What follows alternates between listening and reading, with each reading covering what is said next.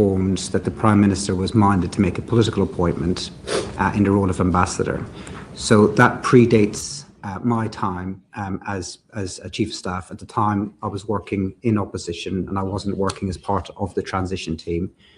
When I came in as Chief of Staff, I understood that to be the general direction the Prime Minister wanted to go in, and that a formal decision was made not until after the US presidential elections, because he rightly wanted to wait until after seeing who was elected US president on the 5th of November. So is there a note of the discussion around whether or not it should be a political appointment, or are you saying that it was something that had already been decided before Labour got into government? So I only found out this weekend as I was trying to piece together the full picture, and I called Simon Case to ask him what his recollection was, and his recollection was that February 2024, when he was inquiring about what Labour might want to do with the US ambassador, as they were considering who to replace Karen Pierce with, he was told the Prime Minister was minded to make a political appointment. As far as I know then, the next decision was taken in early November.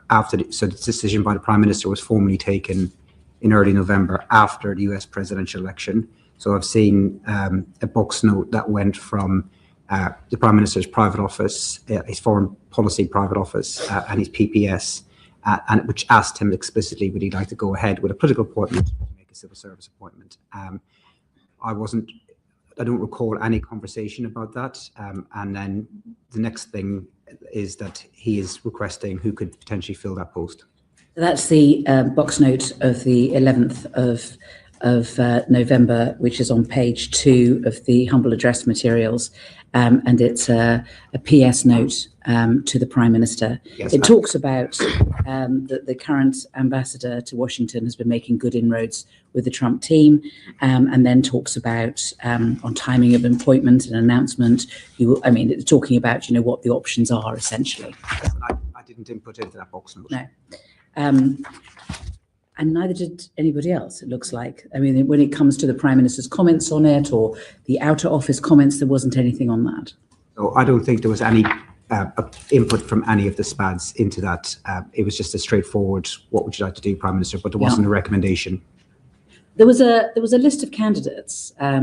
David Miliband, Cathy Ashdown, Peter Mandelson, even George Osborne were the sort of names that, according to The Guardian and the Tom Baldwin's book, were the sort of candidates that were being considered at the time. Is that right?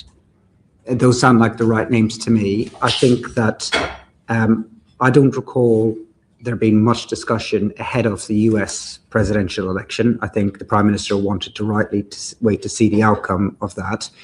I think if Kamala Harris had won that US presidential election, I don't think that Peter Mandelson would have necessarily been appointed, and he probably wouldn't have been. I think the Prime Minister started to seriously consider names after the US election. Just so that we get the timeline right, you became head of office on the 6th of October. Yes. You really wanted Peter Mandelson to be the ambassador, didn't you? I thought he was the right choice after the US presidential election. The reason why I thought he was the right choice is because Britain was exposed, the UK was exposed after Brexit. We left the European Union without any US trade deal. And for me, honestly, this was the top priority of the Prime Minister, was to get a US trade deal with the Americans. And I thought that based on Mandelson's experience as an EU Trade Commissioner, that made him the strongest candidate. But like everybody else, I made clear to the Prime Minister there was pros and cons, and there was risks. I don't think the Prime Minister would have chosen Mandelson if Kamala Harris had been elected president. I think he considered about who would be the right fit for the White House, and we procured him a short list of 2 strong candidates at that point. I'll come on to that in a minute. But you wanted, it was more than that. It was personal as well, wasn't it? He was your mentor, particularly when you became Chief of Staff, because you had no experience of the weird and wonderful world of Whitehall, but obviously Peter Mandelson did. So didn't he become an indispensable and venerated confidant for you? He was a confidant for me, but I don't confidant. Beg pardon. But I didn't regard him as my mentor. I first had a conversation with Peter Mandelson in 2017. I don't think I really started to go to him for advice until about 2021, and I was 44 years of age then. So I didn't regard him at all as a mentor. I got advice from him, and it was useful. But I also had other people around who were perhaps a bit more shy with the media, who I sought to for advice. We brought in some extremely experienced people from the Blair administration. So Liz Lloyd came into our team, Jonathan Powell came into our team, and I would certainly ask both of those for advice about how things work as well. So I asked a range of people for advice and help. I don't regard Mandelson as ever being a mentor, but certainly as an advisor. So, I mean, when the New Statesman says that Morgan wouldn't breathe without consulting Peter Mandelson first, that's not fair.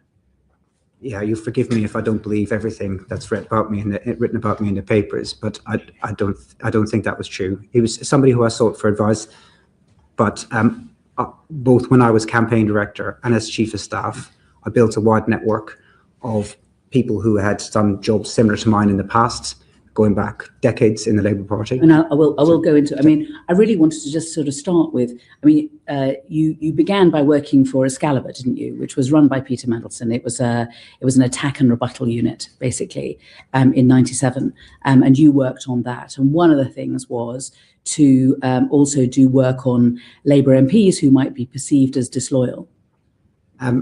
So again, Chair, I'm glad that I can correct some of the records on this, because this is all a bit of a mythos here. This comes from the Independent. Yes. So I was an intern at the Labour Party in the 2001 general election. I was an intern. I was assigned to the attack and rebuttal team. So you didn't work in '97 for Excalibur? No, I didn't. So 2001 was your first time. Yes, that's right. Okay. And my job. And I hate to dispel the myth to maybe some people from different political parties about what Excalibur was, but all I did was glue bits of newspaper to A4 paper and scan it into a machine. Mm-hmm. It was. We've all done it. Literally, that was as sophisticated as my job got. The team wasn't run by Mandelson. The team was run by Spencer Livermore, right. And it included lots of future Labour politicians and SPADs. I never met or spoke to Mandelson in that election, and I didn't even report into who is now Lord Livermore. It was much more junior people that I reported into. And then what I wanted to ask you about was about the accounts in the Aide paper on the 4th of February 26, that Mandelson was helping to vet candidates, that he was given access to a secret Google spreadsheet of potential candidates, and that there was an off-the-books exercise. It's quite a lot of detail in the article about it, which tends to give at least an aura of authenticity to such reports. Mandelson had nothing to do with the selection or the vetting of any of our parliamentary candidates. I don't know what Google Doc the Aide is referring to. I'm pretty sure it wasn't a party document. I don't think that we kept. No, I think it's an off-the-books exercise. I think that's the point. Well, but it had nothing to do with me or the party. I was in a senior role in the party at the time. We did everything on the books.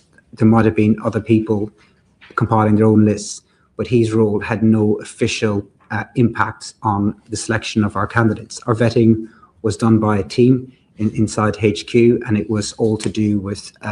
It wasn't to do with political vetting. It was to do with inappropriate things they might have said or done prior to becoming candidates. And it was an NEC process to determine the suitability of potential parliamentary candidates. But Mandelson was not involved in the selection of our candidates. And there was a strategy document called Labour for the Country, which was written, I believe, after the Hartlepool by-election defeat. And is it right that Peter Mandelson had a big input into that? I mean, it's your document, but that he was involved in that too. So I wrote that document in February 2021, ahead of the local elections to the Prime Minister, because I believe there was challenges the party was facing that it needed to address. And I think Hartlepool showed the scale of the political challenge we had if we wanted to win the next general election. And I certainly asked Mandelson for input into that document, but it was my document. The argument was mine, but I also sent it to half the shadow cabinet. I also sent it to other colleagues, all the senior staff, or most of the senior staff in Lotto at the time. I sent it to, and a document like that where I'm trying to gather my own thoughts, I might send it to 10, 15 people to say, can you give me a view? people from all across the party.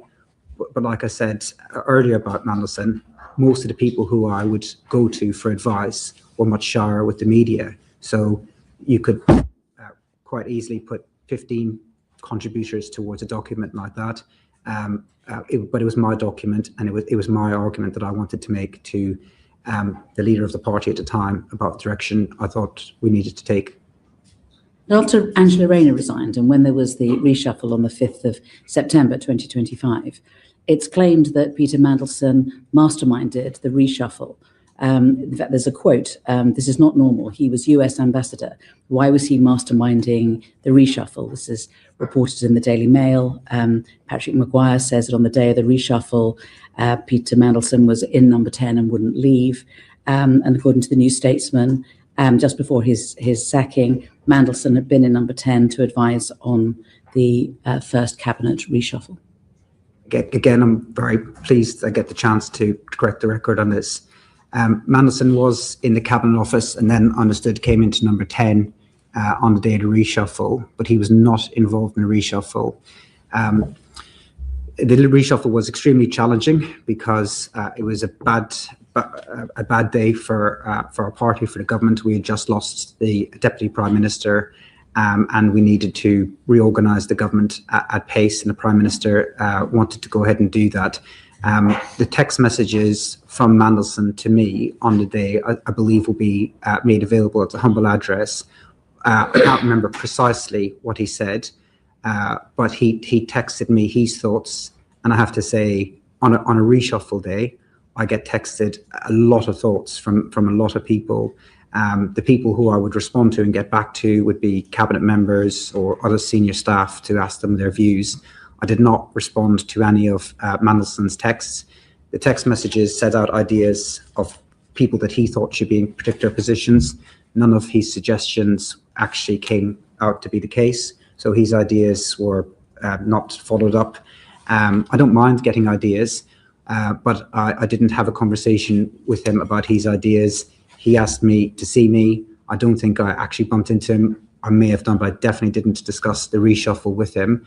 The only text back from me to him is at the end of the day, where I said, look, I thought we did well considering the circumstances today, but I did not take him up on his offers of advice, and I did not act on any of the advice that he gave, and I did not ask him his views on any ministerial appointments. And so are any of your text messages to Peter Mandelson or not going to be available in the humble address? Yes.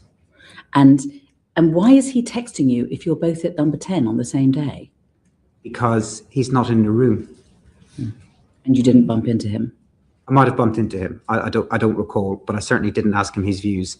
And at the point that he texted me, so the way, and this was my only government reshuffle, there is a big gap between the Prime Minister taking a decision and then the media hearing about it, because we go through a number of processes, especially we have to go to the palace before it's announced publicly to ask the King's permission.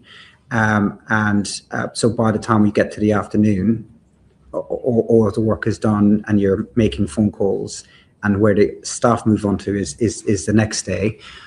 People text me. I don't like, and they're entitled to do so. I mean, it will be backbench MPs, it'll be ministers, staff members, ex-staff members, journalists, and they will all text me their ideas.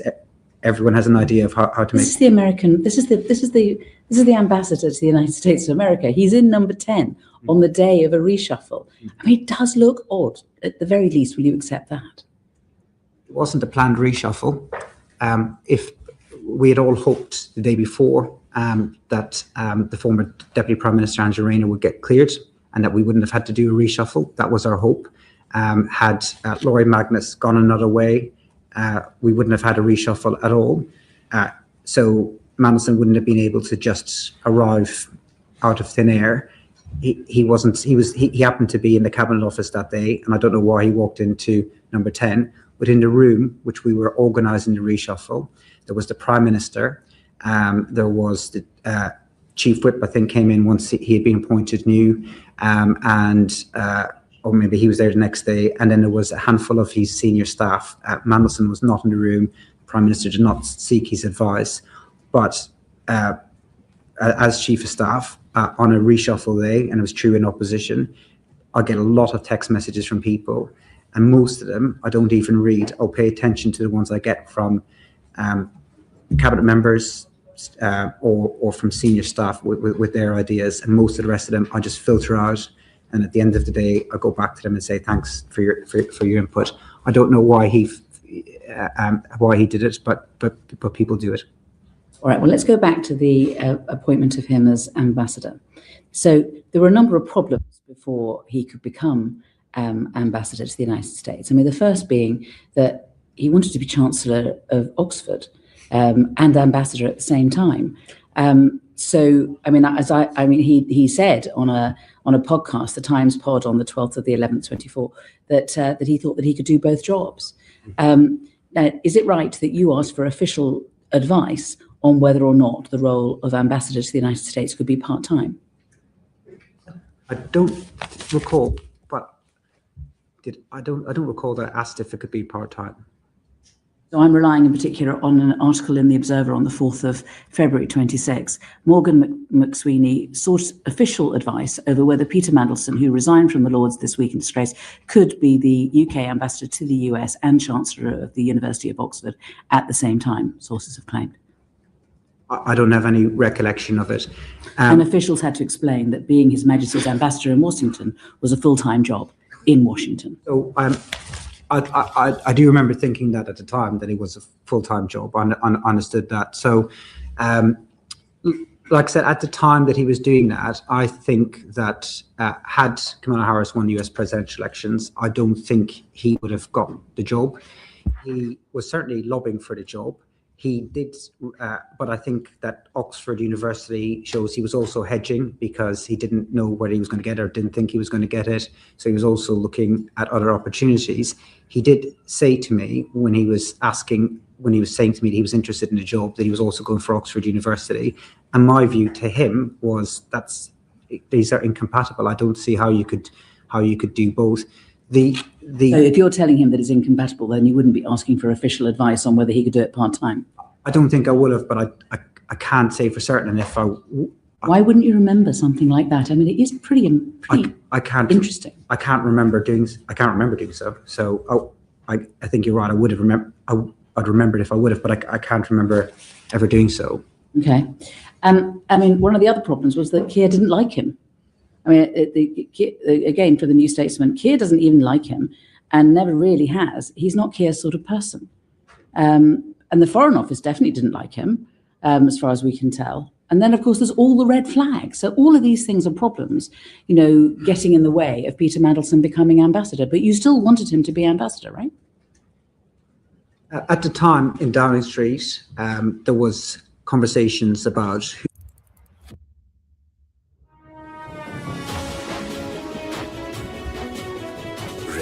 for the unknown. The new 500 meters professional diver's automatic watch from Titan, 0 hour. Everything I know about how the Prime Minister works is he will consult widely, he will take a lot of views on, and if everybody else was opposed to this appointment but me, he would not have made an appointment such as that. He does like to try to build consensus within his team and to get a wide range of views, and he doesn't just listen to one person on it. He certainly spoke to other ministers, other senior staff, and took his time reaching the decision that he reached. Can I suggest something to you? That you wanted him to be ambassador, and so you what you did was you bided your time for the first 6 weeks after your appointment of head of office, and then you went for it. I mean, as Jonathan Powell has said, it was weirdly rushed. I don't think it was rushed at all. What I would suggest is that it was part of a strategy. It's used in warfare, it's used in boxing, it's used in political campaigns. You go fast and you go hard and you confuse your opponents and you get what you want. You appreciate that. I mean, you are an expert in strategy. I mean, that is a strategy that is used sometimes.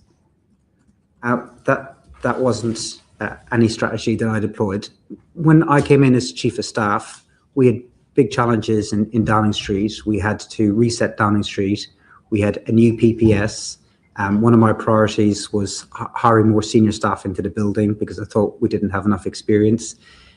We had a budget coming up, and most of my time at that time was completely immersed in the budget, because I think, from my recollection, we were close to OBR deadlines. These were the kind of things that I was most concerned about, not who the ambassador was. When there wasn't detailed discussions, I remember, ahead of the election, because we were waiting to see who was going to be elected. So Trump is elected on the 5th of November. Yeah. And what I would suggest is that on the 27th of November, when Mandelson has not been elected as Chancellor for Oxford, it was at that point that matters began.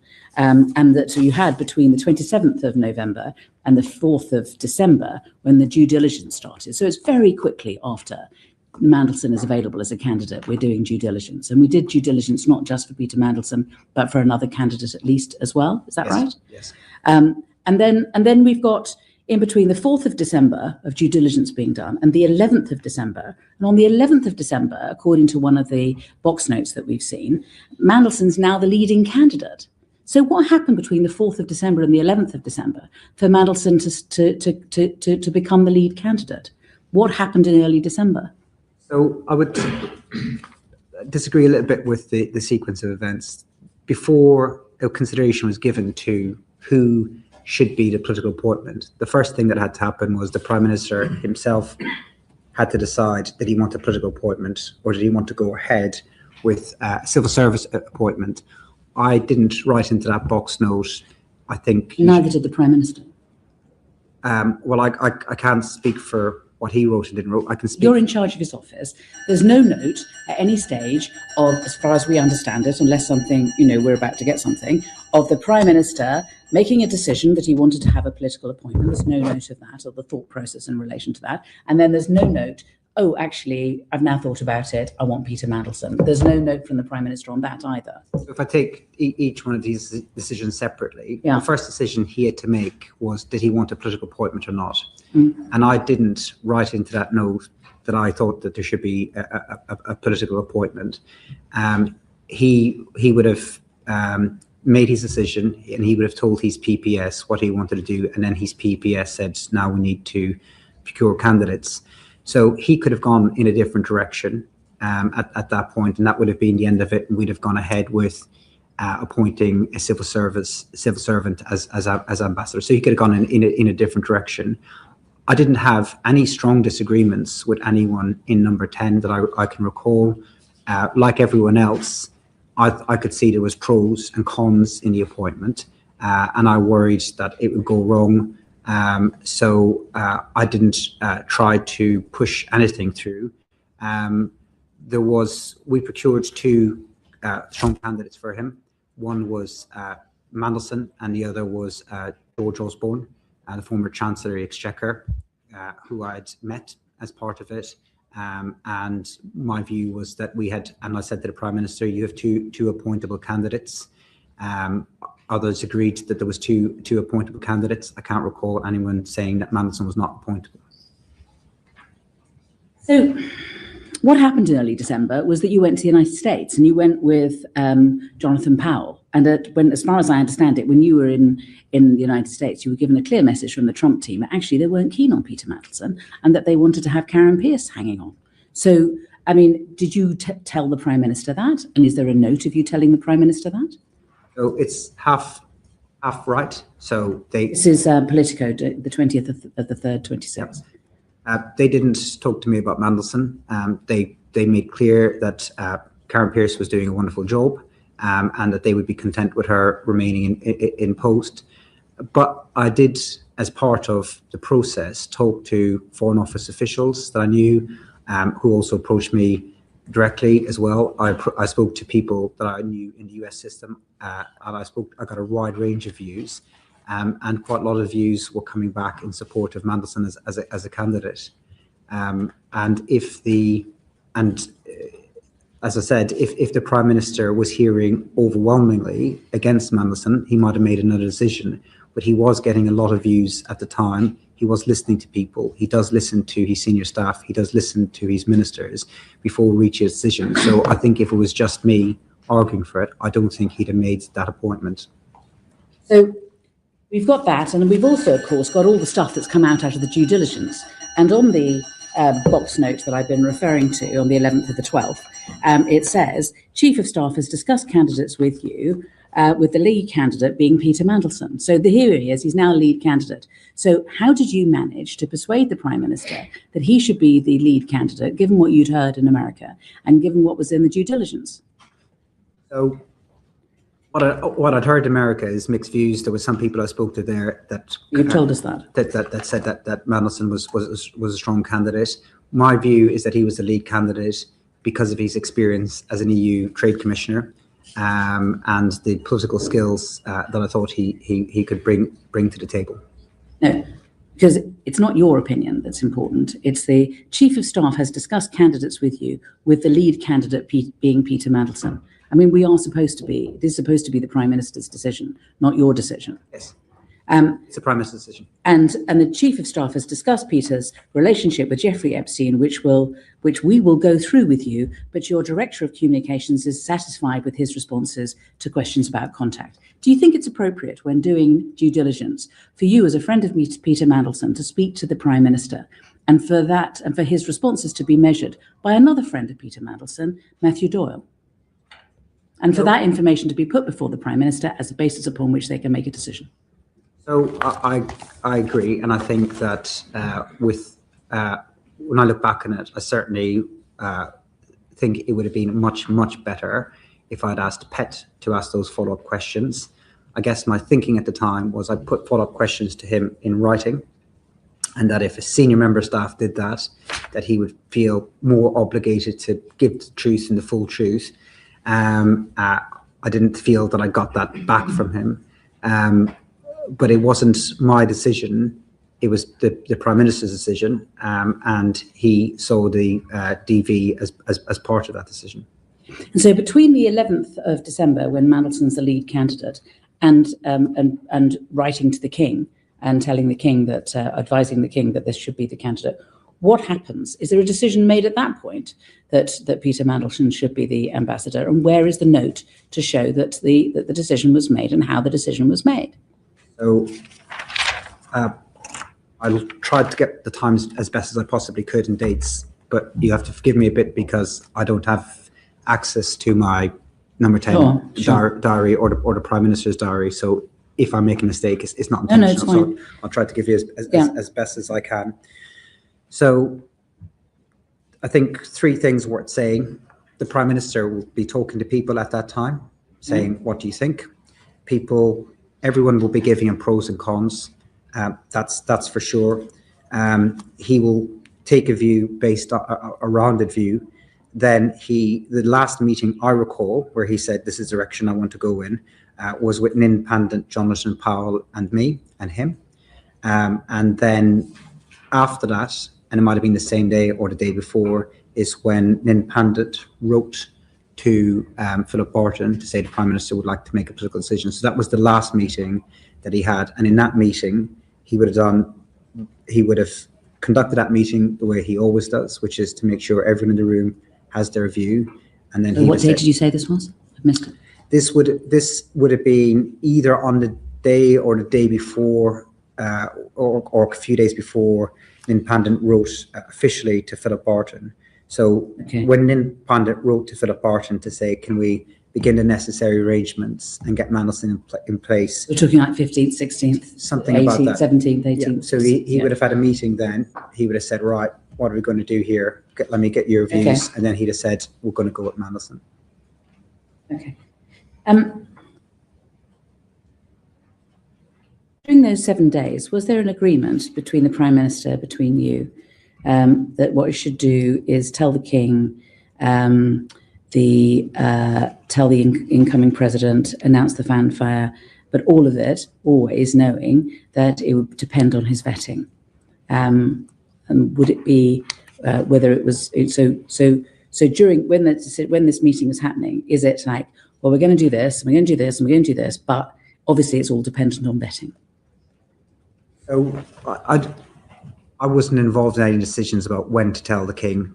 I'm not aware of those processes or when the appropriate time to talk to the King communicate with the King about all of this. I don't think that we discussed that at the time, and I know Simon Case's letter has come out subsequently. I didn't see Simon Case's letter at the time, or I don't recall seeing it. I think it was directly to the Prime Minister rather than to me. And but it makes sense, doesn't it? I mean, you can't appoint somebody, let alone Peter Mandelson, without vetting him first. So it didn't jump out as a problem to me at the time. Even after the due diligence? Even after the due diligence. And the reason why it didn't jump out to me, we had around about the same time, and again, I can't remember the dates, around about the same time, we made a political appointment for National Security Advisor in Jonathan Powell. And as far as I remember, we appointed him, and then we began the DV. I was appointed before I began the DV work, and that's what tends to happen. If he had then failed, then we wouldn't have sent him to DC. So it didn't occur to me to ask, because that's how I saw the practices being put in place.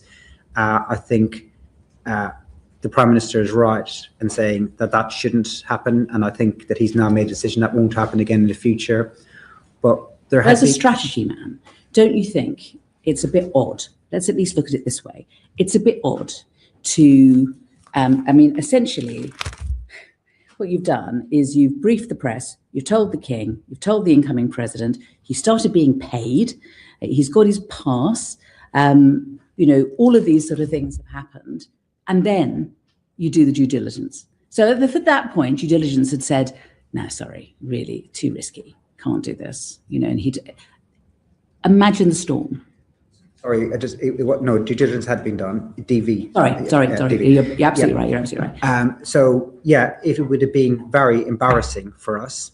But can I just play an alternative kind of scenario?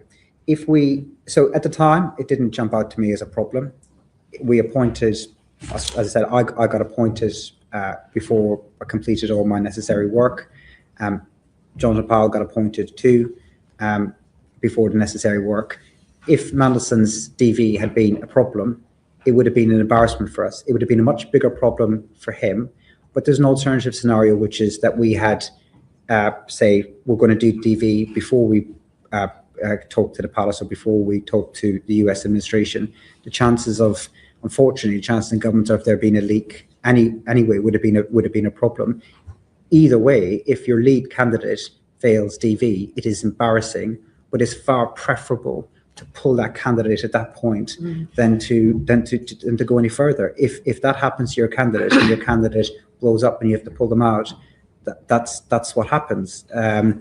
It's embarrassing to us. It would have been worse for him. But at the time, nobody said to me, hang on, before you announce anything at all, make sure that we do this DV first. Of course, if somebody had, I wouldn't have questioned it. I would have, but at the time, the agenda was that he is offered the job on the 20th, and he's supposed to be in Washington on the 20th of January. So that's just a month. And during that month, there's Christmas and there's New Year. I mean, all I'm suggesting is that this was part of a deliberate strategy to push this as fast as it could be in order to ensure that people could not raise any objections in the circumstances, because there simply wasn't time. No, I don't agree with that at all. If there was problems with his DV, we'd have pulled them. If we'd been told that he couldn't get the necessary security clearance, I've no doubt the Prime Minister would have pulled them. I mean, in the event the Foreign Office couldn't complete the work until after the inauguration, but the timetable was being set by the US political calendar. We wanted to wait until after the US presidential election to work out who the candidate should be. And we did want the candidate in place by the inauguration.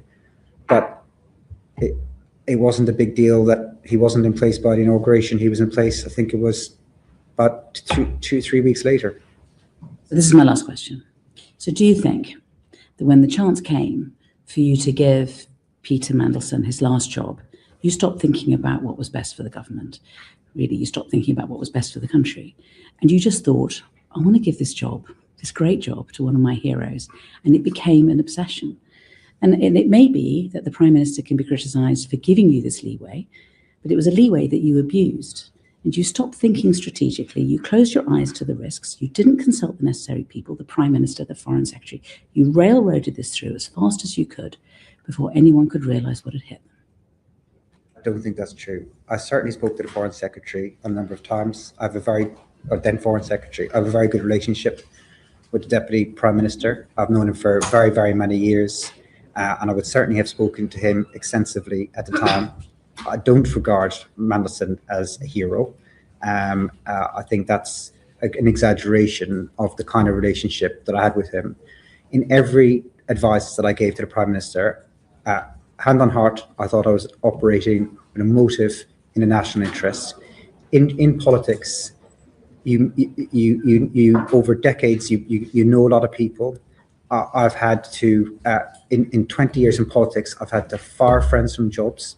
I've had to turn people down who were desperate for jobs, who were closer friends of mine than Mandelson, who really wanted jobs in Number 10, or people who thought they were going to be ministers, because I've always tried to operate in national interest. The amount of times I've had friends come in and see me or phone me who were really angry at me because they didn't get the job that they wanted to get.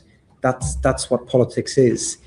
You have to try and always operate in the national interests. Of course, you know people, and then you make judgments that in this case turned out to be wrong, incorrectly. I completely accept that, but it was absolutely, this was not some heroes trying to get a job for. I thought that his skills as an EU commissioner would help us to get the trade deal that I think the country needed, because we were very, very exposed after Brexit, and getting that trade deal right was very important. I thought he had the skills to do it. I made the wrong judgment. I completely accept that, but my motive was always in the national interest. Anne-Free, you want to do a follow-up, and then I'm going to Sir John. Is that right? I had a few follow-ups. Oh, well, I'll go to Sir John first, and then I'll go to you, if that's all right. Thank you, Chair. Can I just be clear? The Prime Minister had decided that he wished to make a political appointment. Was it you who first said, Prime Minister, I've got the perfect candidate, Peter Mandelson? I think the first person who put Mandelson's name forward was Mandelson. Directly to Prime Minister, I want the job? Or I think he talked, I don't know if he spoke to him. I think he talked to a lot of people, making it clear that he was interested in the job, including, I'm sure, possibly even members of the press. But yeah, that's where that came from. I don't remember the Prime Minister asking me a view prior to the US election.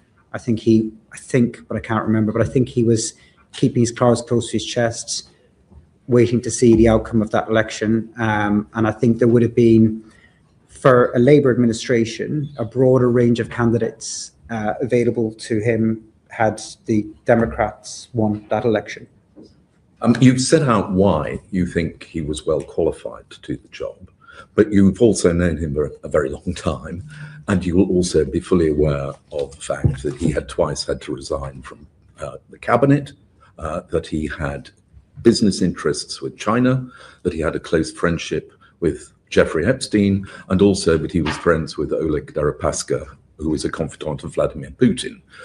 Despite all those things, you still thought he was the right person for the job? Well, to take each one of those in turn, he, after his last resignation, he had rebuilt a reasonable reputation for himself. He had gone as an EU commissioner, and as far as I was aware at the time of his appointment, and I don't know what will subsequently come of their own investigations, but he had a good reputation. He was seen to have done a good job as EU commissioner. Then he came back into British politics and served as a very senior member of Gordon Brown's premiership, Gordon Brown's government, and again at the time was well regarded as a senior minister in that department. So he had done these two big political jobs long after his last resignation. It's why I think that a lot of the media and a lot of other politicians at the time thought that this was the right appointment for the country. The nature of the relationship that I understood he had with Epstein was not a close friendship. How I understood it at the time was a passing acquaintance that he regretted having, and that he apologized for. What has emerged since then was way, way, way worse than I had expected at the time. And it was when I saw the pictures, when I saw the Bloomberg questions in September 2025, I have to say it was like a knife through my soul. I did not expect that level of connection that he was talking about there. As for the other issues that you're raising, I thought business interests would be dealt with in the Foreign Office. So people look at things like conflict of interests. When we appointed SPADs who have business interests, Cabinet Office and PET would deal with that. So that wouldn't be something I would deal with as a Chief of Staff. And if there was any national security issues whatsoever, then my assumption on that was that would be dealt with by DV. And if there was any national security issues whatsoever, we would then be told if there was a problem, and then the Prime Minister could pull the appointment. So from what I knew at the time, I thought he had re-established himself as a credible political, senior political figure in Europe and in the Brown government. I did not was aware of the extent of the relationship that he had, and I thought that these other issues would be dealt with at other parts of the process. Your discovery of the closeness of his relationship, you say, was a knife to the heart. But the box note says that you discussed with Peter Mandelson his relationship with Epstein, and that you then discovered as a result of that conversation, for instance, the fact that he stayed in the flat belonging to Jeffrey Epstein after Epstein had been convicted for paedophile offences. That wasn't a discovery that I made. So did you advise the Prime Minister of that? No, that was in the DV form that was from DV. So no, beg pardon, you're right. A due diligence form from PET. I wrote to Mandelson after the DD to understand from him in writing what his position was on these issues. That email that I sent to Mandelson and his responses from that, the Met Police are using as part of their investigation. When I was in number 10, I was told that we couldn't share either the questions or the answers to those questions or the email itself with the media or as part of the humble address process until the police were finished with it, because they said it would interfere with their investigation. And so I've stuck to that since I've left Downing Street too. But in your conversation with the Prime Minister about Peter Mandelson's relationship with Epstein, the subject of Mandelson staying in Epstein's flat after the conviction, that was part of the conversation. It's hard to answer that directly without saying what was in the contents of the emails. But my understanding at the time, I could maybe say about what my understanding was from hearing him talk about it and listening to his friends. My understanding at the time was that his relationship was a passing acquaintance that he knew through somebody else, that the way of he's describing it was that he realized that it was a mistake. He deeply regretted it. He broke it off many years before. He wasn't advocating for the guy or defending the guy in any way. And you take all of these things into consideration. What then emerged as the relationship in September last year was not the relationship that I was led to understand. It was very different. Okay. Can I ask about the two notes that went to the Prime Minister from the private office about the appointment? In each case, they'd been released under the humble address process. They are completely blank other than the submission. There is no comment. The Prime Minister has not indicated any view. Now, I've worked in Downing Street and box notes go up and they come back down with a comment. It may only be a tick, but there is something to indicate that the Prime Minister has taken a decision. In this case, there is nothing to indicate that the Prime Minister has taken a decision. Why not? I can't answer the question. So the box notes usually come back into the civil service, and then I get informed what the decision is. He may, and sometimes he did do it verbally, but I can't answer why there wasn't anything in the box. So I would make submissions into the box the same as the other special advisors.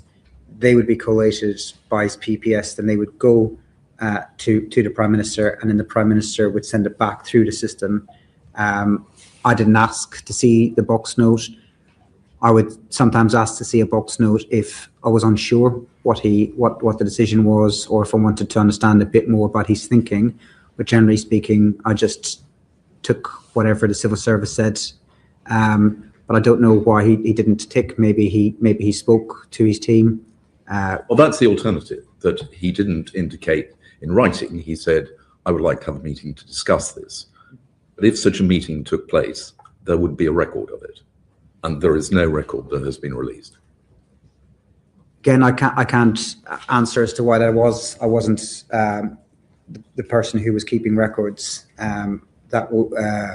But in terms of his decisions, I would always make sure in any decision, including any of this, that the PPS would always be present to be able to give reviews and to make sure decisions were properly recorded. But I wasn't the minute taker. I wasn't. So how did you discover that the Prime Minister had decided to go ahead with Peter Mandelson? I believe that, from my best recollection, that there was a meeting in mid-December, and he told us that that's what he wanted to do, and then Nin Pandit took his decision and passed that on to Philip Parton. So a meeting took place, which led to the Private Secretary writing to say that that was the decision. Is there a record of that meeting? I don't know. I don't have access to that information anymore. It is your job to make sure that the minutes are taken of meetings. No. No. So you're in charge of his office, but you're not in charge of there being any records made of any decisions made in the office. No, the civil service will take responsibility for that side of things. My job was to make sure that he had the political input. But when I was in meetings, private secretaries would take notes. How those notes were recorded and circulated, I didn't ask around the detail of it. I just always assumed that they would be properly recorded and shared with the appropriate people. Thank you. I just wanted to go back over some of the questions that the chair had asked you and just ask some follow-ups and seek some clarification on some of those. You said that you were out in the States at the start of December prior to the appointment being made. When you were out there, in the conversations that you were having kind of offline, did anyone raise with you concerns that they had about Mandelson's business links with China? No. Okay. So thinking about the security vetting, we heard from Sir Philip Barton that he told us there was no contingency plan in place if security clearance wasn't granted to Peter Mandelson. Had you considered the possibility that clearance would be denied, and had you put any contingency plan in place? I didn't have a contingency plan in place, but I was always aware that somebody could fail security vetting. Was always aware that that was a possibility for any appointment that we made. Yes. Aware, but did you consider it? Did you kind of actively think this could happen in this case? No. And if it had happened, we'd have withdrawn the ambassadorship. It would have been a political embarrassment, and then we'd have gone on with probably it's hard to guess.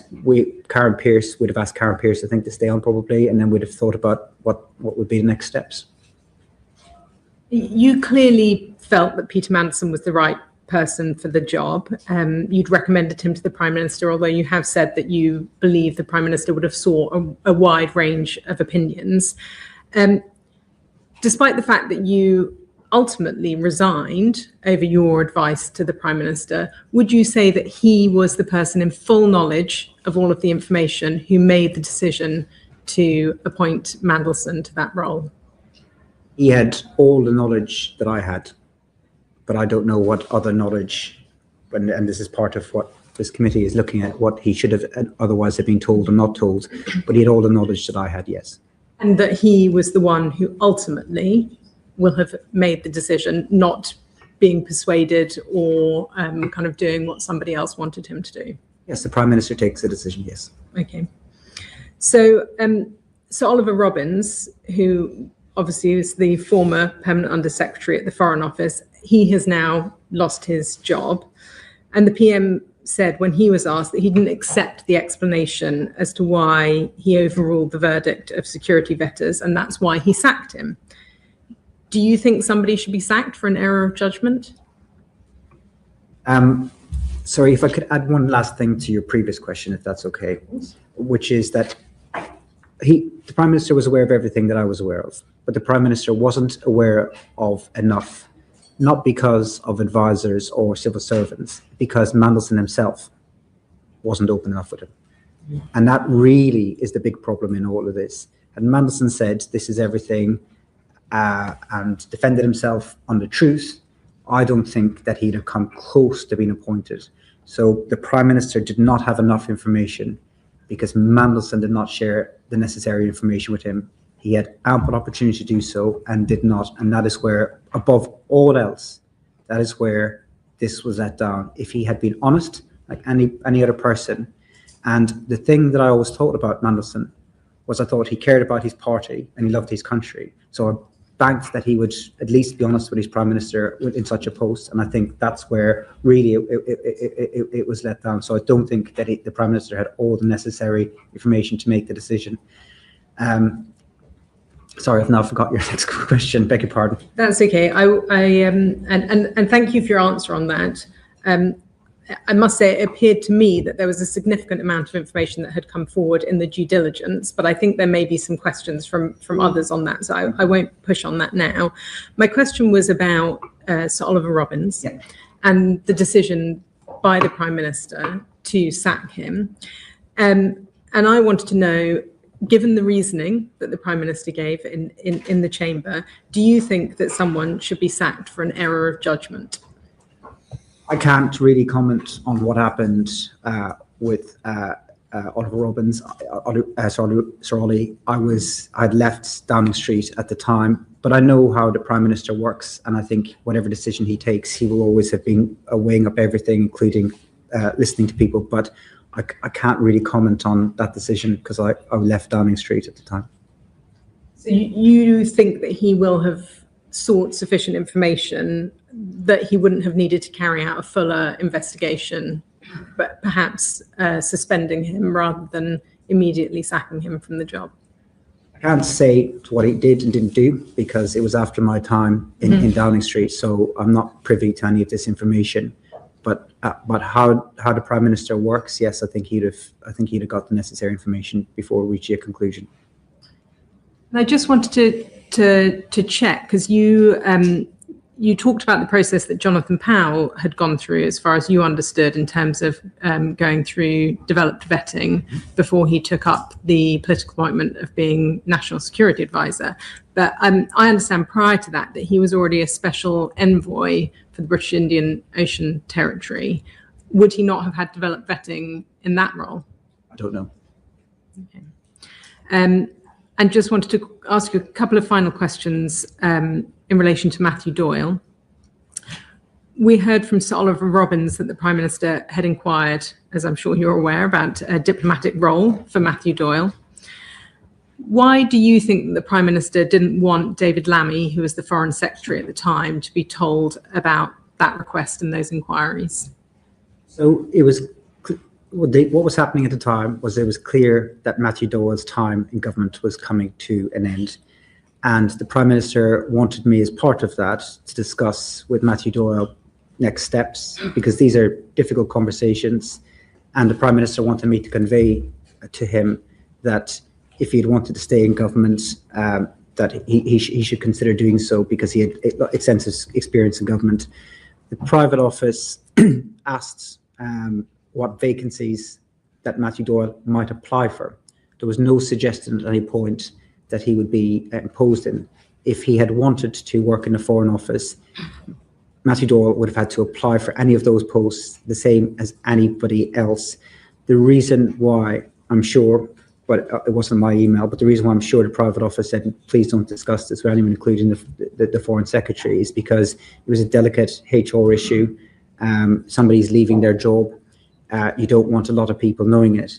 In the event, it wasn't something that was taken very seriously. It was as Matthew Doyle was leaving, and I'm having that conversation with him, people don't really engage in that conversation because it's a tough thing. And I'm saying, look, and I would have said to him, there are jobs coming up in the Foreign Office you might be interested in, such as these kind of things. But he didn't actually engage in that. He didn't seek to apply in any of that. He said he wasn't interested in any of that. He was in a senior job as Director of Communications. My understanding at the time was that it wasn't unprecedented for SPADs to apply for and get foreign policy jobs, such as Ed Llewellyn under the previous Conservative government. But it wasn't something that we talked about a great deal. He didn't apply for any jobs, but for reassurance, he would have had to apply the same as anyone else. And had he said he wanted to apply, absolutely at that point, the Foreign Secretary would have been involved in that conversation. But the reason why the private office didn't want it shared around was because it was a sensitive issue for exiting somebody from their job.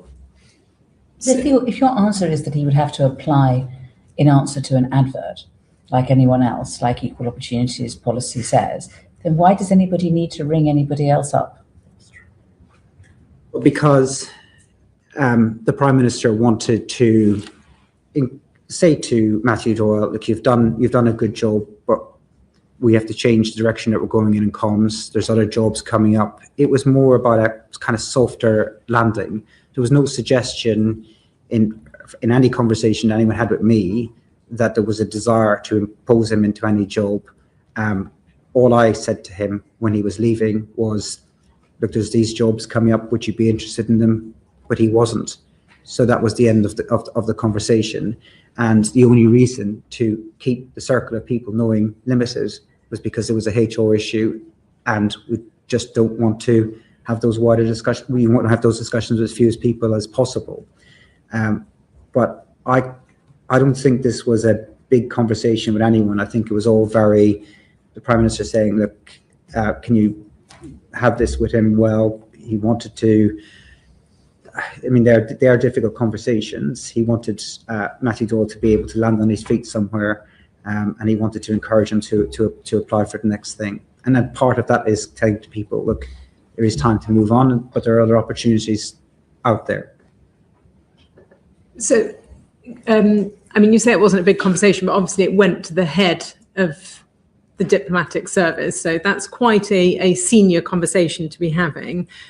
You, in your answer, you say that you believe it was not told to David Lammy, the Foreign Secretary at the time, because it was a sensitive HR issue. Are you aware of any other discussions between Number 10 and the Foreign Office, the Permanent Undersecretary, whether it was Sir Oliver Robbins or Sir Philip Barton, in which the Prime Minister on Number 10 asked for the Foreign Secretary not to be involved in the discussion? No. And would you say, how involved would you say that the Foreign Secretary was at the time in that decision to appoint Mandelson as the ambassador? He certainly would have had several conversations with the Prime Minister. I had conversations with him. I don't know who else he had conversations with. He was fine about it, wasn't he? Nobody was fine about it. Everyone could see that there was risks. And like everybody else, he would have flagged that there are risks. And I don't want to share with the committee what conclusions people came to, because I think it's for other people to say. You were there. I mean, Yeah. you were there. There's no notes, you know. So we're just trying to understand how these decisions are made. We've got the Foreign Secretary. Here he is at a meeting. We're discussing whether or not Britain should send Peter Mandelson as ambassador to Washington. I don't see what's wrong with you telling us whether whether the Foreign Secretary thought it was a good idea or not. Because I can't remember precisely what people said. And Don't tell us word for word. Just Okay. like, did he say, okay, yes, let's do it? Or did he say, actually, I've got reservations? like everybody else, he could see that there was cons and risks. And like everybody else, he would have seen, I had reservations too. Like everybody else, he would have had reservations. He'd have discussed them iteratively with the Prime Minister. The Prime Minister would have taken the Foreign Secretary's views very seriously. He is somebody who he's close to politically. He obviously appointed him afterwards as Deputy Prime Minister in that reshuffle you were asking about earlier. So he was somebody who he was then Foreign Secretary, I'm getting the terms right, the current Deputy Prime Minister, is somebody who the Prime Minister is close to, would have got his views. He would have also got his views of senior staff and other ministers. And the Prime Minister would not have dismissed any of those people's views and would have taken them in the round before making a final decision. Okay, let me try one more time. Sorry. Did the Foreign Secretary say, I think this is a bad idea? Not to me. Okay. Edward. I just wanted to go back quickly to your presentation of the conversation with Matthew Doyle, that in fact, if there were upcoming posts, ambassadorial posts in the Foreign Office, then he should consider applying for them. Can you see how, if you were Matthew Doyle and you'd just seen the Prime Minister ram Peter Mandelson down the throat of the FCDO despite all of the obvious problems, that might feel like a job offer, even if it was how you characterised it? You surely would be sitting there going, that seems like a pretty locked-on job if I wanted.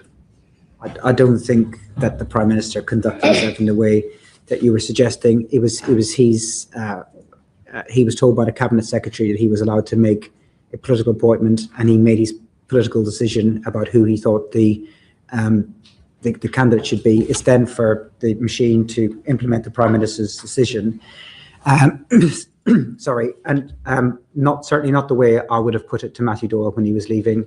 I would not have said, and I would not have needed to say it. This was you wouldn't have, because you would have been sitting there going, well, if I want the job, I'm definitely going to get it, because the Prime Minister didn't get Peter Mandelson one. Certainly not. No. I certainly don't agree with that. This was about a duty of care to somebody who was leaving, and saying to them, there are other opportunities out there. In the end, he didn't ask for any follow-up on that, but I would not have said to him, we're going to move you from this to this, or whatever job you want is yours. Certainly would not have said that to him. And it was the same when other people were leaving too. You would say to him, look, there might be other opportunities in the future. But have you heard the phrase "jobs for the boys"? I mean, this is so far from any equal opportunities policies that I've ever heard of. I mean, don't you think this is a little odd or shameful? Well, the same was true if we had to exit senior women from the team as well. Would have said to them, if you want to stay in government, and some did. But Matthew Doyle would have had. I don't want to.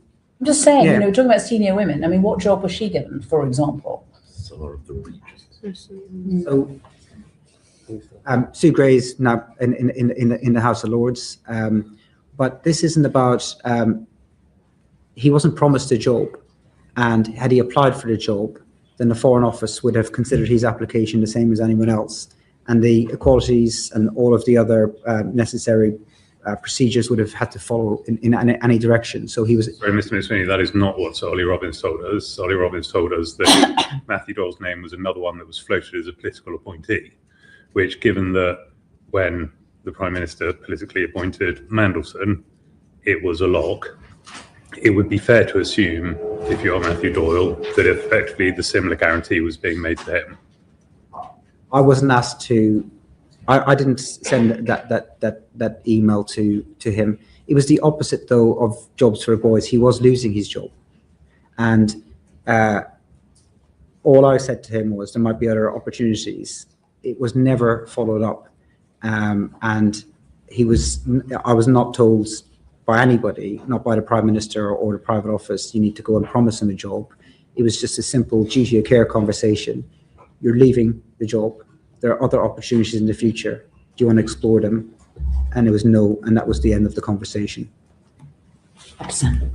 Thank you, Chair. I want to take us back to a couple of questions that the Chair asked earlier in relation to Matthew Doyle. So on the 11th of December, the note to the Prime Minister, Director of Communications is recorded as saying that he was satisfied with his responses to questions about contact with Epstein. Matthew Doyle was the Director of Communications. Did you trust his judgment, given what we know about Matthew Doyle?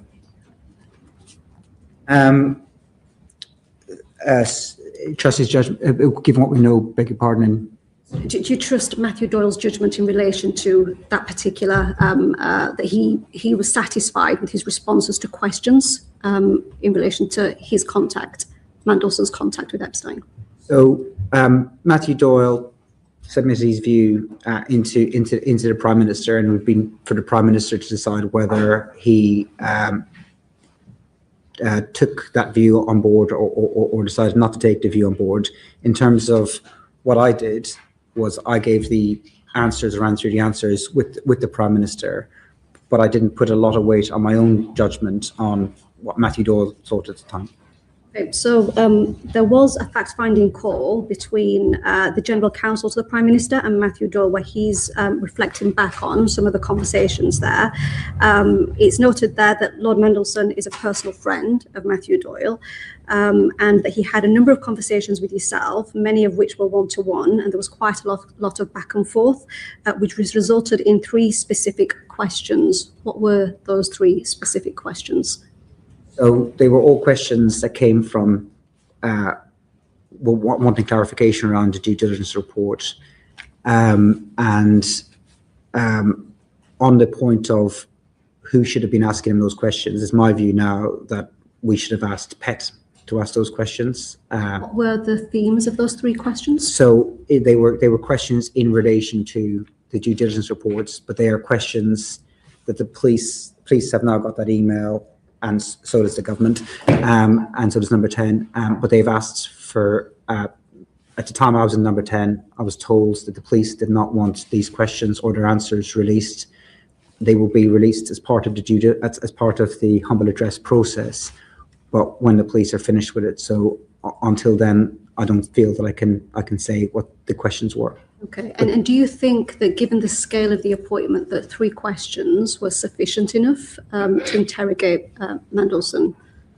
I think if somebody is being honest with you, then the questions would have been sufficient. If somebody's hiding, then whether you ask 3 or 5, if they're deliberately hiding something, or however many questions it might have been, then I'm not sure you got to the bottom of it. For purposes of appearances, and public appearances are important in this, I wish and I regret that I didn't ask PET to carry out those questions, but I'm not sure that they'd have got better answers given how he was choosing to answer these questions. I'm not sure they'd have got better answers at all. However, my hope at the time, was that, my thinking at the time at least, was that I'll ask him these questions and he should answer them honestly. If he doesn't answer them honestly, I don't have investigatory powers, and neither would PET.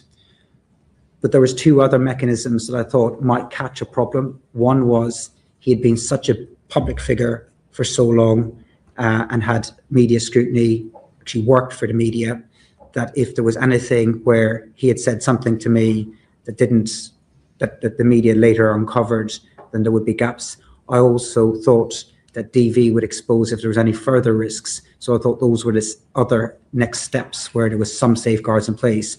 But if somebody isn't fully truthful about the questions they answer, then if there was been a different person asking it, or if they'd asked more questions, I'm not sure. It's hard to tell. We don't know. But with hindsight, I wish that I'd asked PET to ask those questions. Did you put those questions in writing? Yeah. Is your evidence that you put those questions in writing because you thought Mandelson was more obligated to tell the truth if he had to write it down? Yeah, and I had a record as well. So does that mean that you advised the Prime Minister that you didn't think that Mandelson had told you the full truth about Epstein? No, I didn't say that to him. Or did you say, that the Prime Minister thought, well, if it's a serious problem, the DV will pick it up? No, I didn't say there's a serious problem. The DV will pick it up. No. No, but I mean, either you thought that Mandelson was lying to you about Epstein, and presumably you told the Prime Minister that, or you thought, well, or the Prime Minister thought, well, okay, he's lied, but let's make sure, but the DV will pick it up, so that'll cover us at that point. No, I thought he had told the truth. I thought if he had written to me and set it out the way he did, that he'd have told the truth. That was a mistake. Right. So he'd lied before, and then he told the truth when he wrote it. I thought he no. I didn't think he had lied. I thought he had told the truth, and I thought, and that was the basis of which I thought we were going ahead. But I also thought, if I was wrong, if he had been lying, I thought he told the truth, and that's why I thought we should proceed. But I thought if I was wrong, and he had been lying, that might be picked up at DV. And whatever he wrote, he essentially assured you that it was that any allegations about him staying at Epstein's house once Epstein was in jail was all fine. Again, I don't think I can share the contents of the emails and the questions and his answers. But when he wrote back to me, I assumed wrongly that he was telling me the truth. Okay, so coming on to another fact-finding call, this time with Jonathan Powell, he's recorded as saying that he raised concerns directly with yourself in relation to the reputation of Mandelson. You responded back to him saying that the issues had been addressed. What issues had been addressed? I don't recall that conversation. Like everyone else, Jonathan Powell was saying that there was pros and cons, but I don't recall that conversation. You don't recall any issues being addressed? No. Okay. So I'll take us now to areas of conflict of interest in the due diligence checklist. So you said earlier that nothing jumped out at the due diligence stage and that you weren't aware of the extent of the problem. Did you look at the due diligence checklist in detail that was provided? So things jumped out as a problem, but nothing jumped out as me a problem in the regards that we hadn't done the DV yet. So I assumed the DV process would happen following the Prime Minister's decision. It didn't jump out at me that it was public, that that's who the Prime Minister's preferred candidate was before we did the DV. On regards conflict of interests, my assumption was that would be picked up with the Foreign Office when he was being employed, because when we had SPADs appointed who had business interests, that would be picked up by the Cabinet Office and not dealt with at a political level. Okay, so in the due diligence checklist under professional financial relationships, it says that the retained role and interest in Global Counsel would have to cease, come to an end. Did you make sure that that took place, or at any point did you question that? I left all that to the Foreign Office because that's not my skill set or expertise. I wouldn't know how to even manage that. Okay, and then in relation to reputational risks, so again, earlier you referenced that nothing jumped out at the due diligence stage. Did you have the chance to read the 2019 report commissioned by JP Morgan? Sorry, just again, it did jump out at me this was a problem. What didn't jump out as a problem was that we had yet to do DV. So I can't recall reading it, no, but I recall thinking this is a problem and we need to ask some follow-up questions. Okay, so questions were asked in relation to the JP Morgan report, but not enough to cause serious concern. It wasn't the volume of questions. I don't think that was a problem. It was the nature of the answers and the lack of honesty. Have you read the emails between Mandelson and Epstein in the JP Morgan report? I can't recall reading. Okay, I will reference some of them where Epstein says, was PT helpful? These are all in the public domain and were from 2019. Was PT helpful in relation to the intention to sell a government asset? Epstein emailing Mandelson saying, I like to see my suggestions come to fruition. In 2010, Mandelson shares the guest list for an event he's speaking at in Shanghai. Another email from 2010, Mandelson emails about Russian businesses. Were none of these emails brought to your attention as a serious red flag? No. Okay, so if these were not part of the due diligence process, did the Prime Minister have any understanding of the depth of concern that was raised in the report, the JP Morgan report? So he read the due diligence file. I don't know precisely what his overall views on it were. Nobody thought to bring it to the Prime Minister as well, the content of the report? Other than what I think he saw, I'm not that I think that was a failing of your role as the Chief of Staff to bring it to the Prime Minister? I think that I would have expected due diligence to produce all the content that was available out there, and not for me to run a parallel process to look for other due diligence. So I didn't add my own further investigation to it. It was all in the public domain, so this is everything that the general public would have known. So this was not serious enough to require you to, first of all, look into the evidence, and secondly, report it to the Prime Minister. I didn't carry out any further investigations, and I think, looking back on it, I think that the DD process was surprisingly inadequate to me. We had so when we came in to government, we had introduced adding DD to appointments of SPADs and special advisors, which wasn't there before. We started to use other SPADs to do it because the process, I think, wasn't good enough, generally speaking. And this report, I think, was insufficient. And should I have asked further questions of the report compiling team, then I think that's fair. I think I should have. And final question from me. You said it was wrong to appoint Mandelson. Why is it wrong now, but it was right back then? I think the reason why I thought it was right then was because of his experience as an EU commissioner. I think what came out in September last year with the Bloomberg emails, I think the pictures and the later revelations from the Epstein files shows that the nature of the relationship that he had meant that he was unfit for the job. I want to have another go at an answer that you gave, because I do feel as though you've contradicted it. And I've got a note now. So my thinking at the time was that I put follow-up questions to him in writing, and that if a senior member of staff did that he would feel more obligated to give the truth and the full truth. I didn't feel that I got that back from him. But it wasn't my decision. It was the Prime Minister's decision. And he saw the DV as part of that decision. Sorry, let me correct myself. In September, I realized I didn't get the truth back from him. At the time, I thought I got the truth back from him. When I saw the emails and the pictures that came out and that were published from the Epstein files in September last year, that's when it really dawned on me that I did not get the full truth from him then. At the time, I thought he was telling the truth. If I didn't think he was telling the truth, I would have said, this guy is not telling me the truth, but I did think he was telling the truth, and that was wrong. So I didn't feel that I got that back from him, but it wasn't my decision, it was the Prime Minister's. You didn't mean any of that? No, I didn't feel that I got the truth back from him in September last year. Sorry, I might have mumbled my words. I got the answers back from him. I thought that he was telling the truth.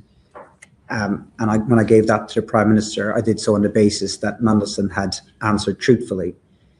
That was in January, or December, beg your pardon. And in September last year, it became clear to me that he hadn't told the truth. Thank you, Chair. Apologies if we're going over the same point here, but for the point of clarity, the due diligence report is produced by the Cabinet Office. You received that. Did the Prime Minister receive the full unredacted due diligence report, or did you summarise it, or did you brief him orally? What did the Prime Minister receive? He received the full report. He received the full report.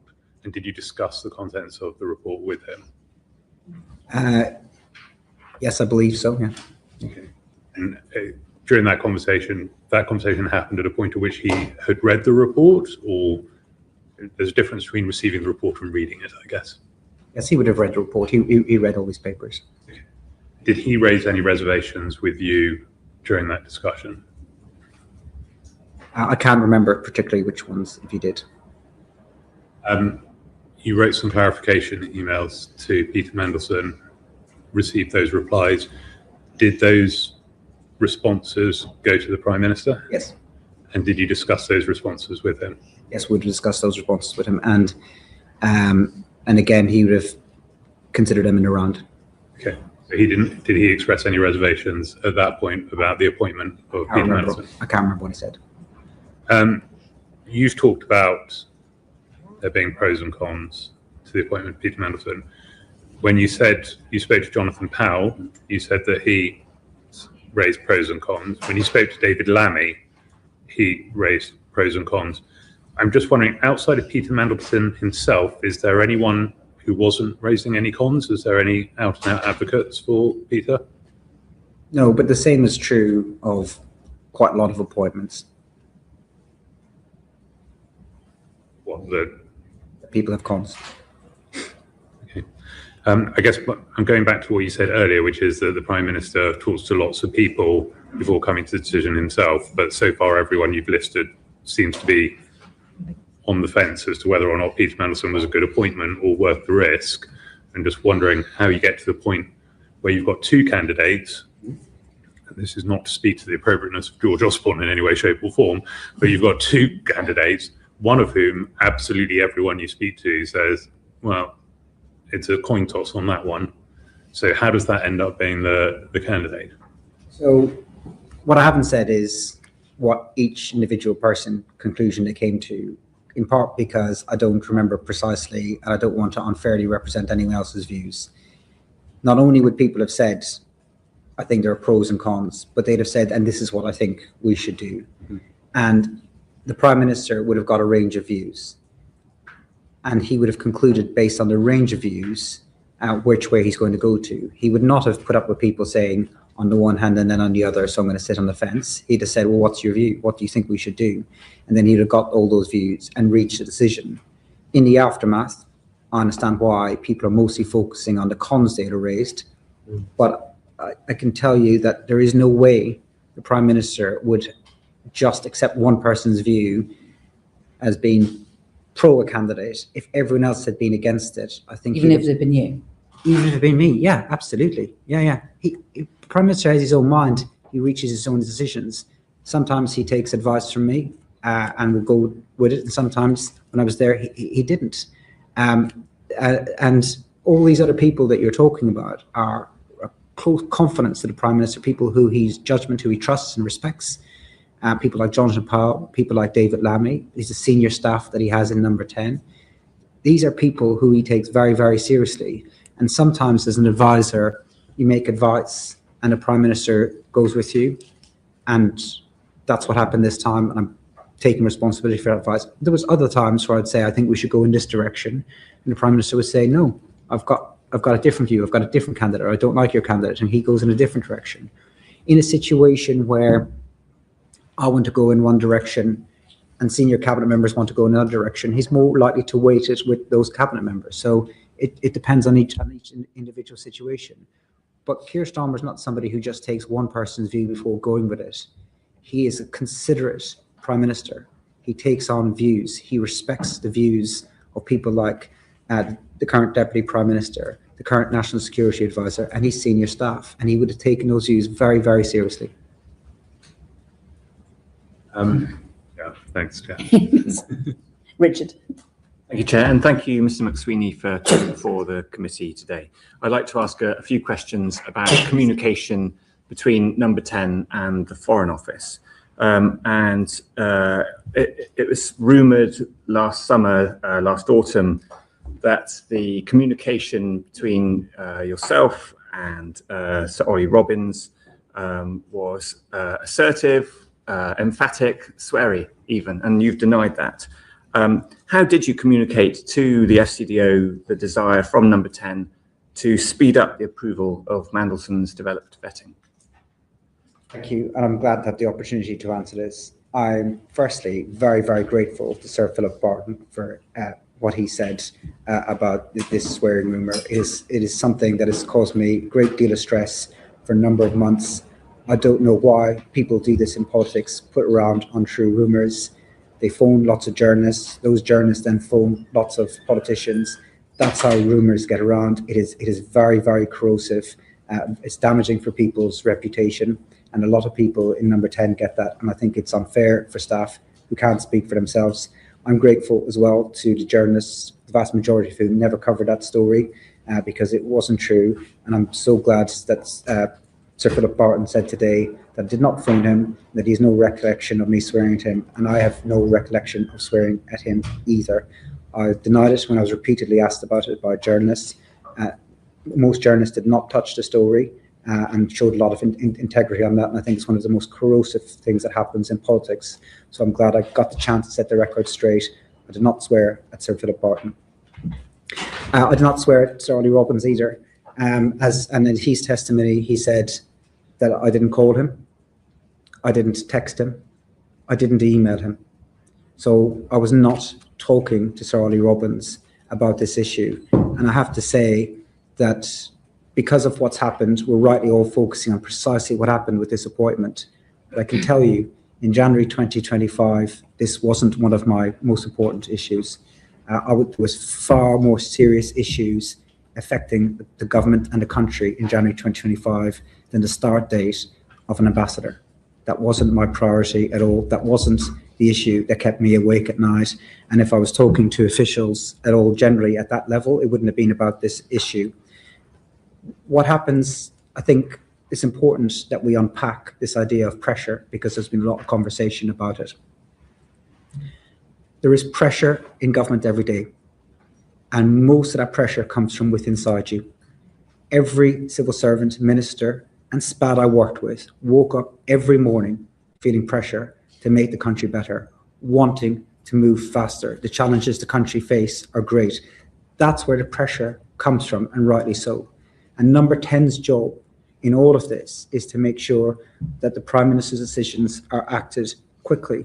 But there is a real difference between asking people to act at pace and asking people to lower standards. And we never did that. We never asked people to skip steps at any part of the process. I didn't speak to, I don't think I spoke to Ollie Robbins about the appointment or the start date. I think I had a conversation, at least one, maybe two, with Philip Barton, but it was on a wider Zoom call. As he said, it wasn't on a phone call. But it was all about, can we do this at pace, not can we do anything improper.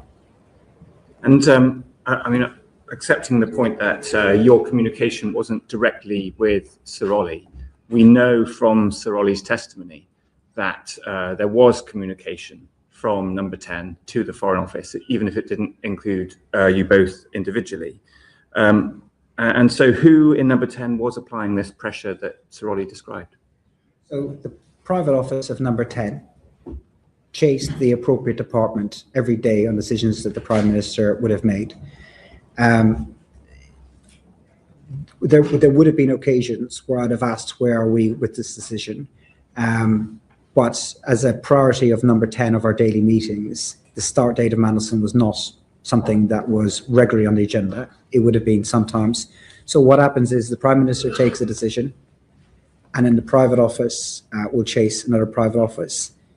If it's a political issue, if there's a political barrier, then SPADs will chase SPADs, or occasionally it might elevate to talking to ministers about what's going on in the department. But in this case, the Number 10 private office would have chased the Foreign Office private office to see when this was happening. But none of the chasing would have been asking to skip steps. And I think that's very important because we're talking about national security. And every single person that I worked with in Number 10 took national security very, very seriously. Everyone there knew what was at stake with national security and would not have played hard and fast with national security. Just want to repeat back to you a couple of lines from Sir Ollie's testimony to this committee last week. He said, "My strong sense that there was an atmosphere of pressure and a certain dismissiveness about this DV process." And separately, he said, "Throughout January, honestly, my office and the Foreign Secretary's office were under constant pressure." Do you refute that? Like I said, I'd like to unpack the two elements of pressure here. We're under pressure to try and get decisions implemented. Our preference in Number 10 was that Mandelson was in post for the inauguration. And we wanted him in post for the inauguration because there was an opportunity to get to meet the new incoming administration and other key figures in DC. In the event, the Foreign Office were unable to get him in post by then. He didn't start for 3 weeks later. So they couldn't deliver on that timetable, and it wasn't the end of the world for us. It wasn't a big deal. Our preference was 20th of January. I believe he started in the 10th of February, sometime around then, two or 3 weeks later. So we didn't get the timetable that we wanted, but we wanted it to be done quickly. But I worry that this conversation that's happening, and it's right that it's happening because people need to understand what's happening, is bringing two things together that are completely separate. Yes, we wanted it done quickly, but at no point, at any point in number 10, did I witness anyone being dismissive about DV or national security. That pressure around the timeline may have been misinterpreted as pressure for an outcome. So how would you reconcile the pressure that Sir Ollie described last week with the Prime Minister having stated at Prime Minister's questions last week that no pressure existed whatsoever in relation to this case? The Prime Minister was saying there was no question, there was no pressure in relation to vetting. I don't think I ever had a conversation with a senior official about anyone's vetting. As Ian Collard said in his letter, he didn't think it had any impact on the outcome of their vetting. I think there's a word of a difference between saying we want to go quicker and we want to be reckless. There's a word of a difference from saying to a taxi driver, I'm late for a plane, to can you break all the red lights and go speeding. There's a word of a difference between those things. One is proper. We want things done quickly. The people of this country should want, number 10, to say we want things done quickly. The other one is wholly improper. We want steps to be skipped. I mean, you're talking about red lights. I mean, the pressure put on civil servants potentially meant that they missed two red lights on the form on page 10, summary form, which said that they recommended that he didn't pass DV. I mean, according to Ollie Robbins, he didn't see it. According to Ian Collard, he didn't see it. So they both of them missed those red lights. And is it not because of pressure being put on them? That's not what either the testimony from Ollie Robbins or from Ian Collard's letter said. My understanding was he said that he does not assess that pressure affected the outcome. I thought that's what he said. But neither of them can talk. You're the one who raised red lights and cab drivers. Both of them missed the red lights. Both of them missed the green, orange, red. Neither of them can tell us that they saw those two things. It seems to me to be fairly clear evidence that the DV was making a fairly strong recommendation. And yet we hear both of them seem to think that it was a borderline case leaning towards not. Ollie made his assessment and would have carried out the processes the way he saw fit. I can't comment on how the DV process worked. I'm only learning about the DV process in real time, watching these interviews and watching this committee's work. What I can say is that nobody in number 10 ever thought it would be acceptable to skip steps. Yes, we want to move quickly, but that does not and should never involve making decisions that put national security at risk.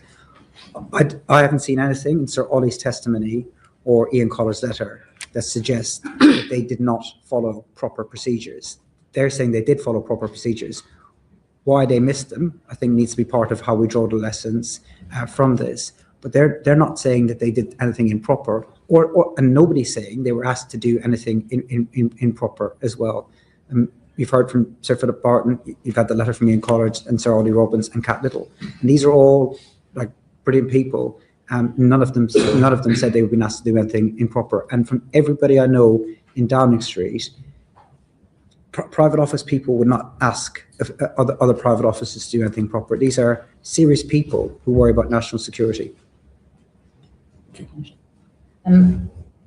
We've got Fleur next. Thank you, Chair, and thank you for coming in to see us today. I'm going to take you back to the very beginning of the process.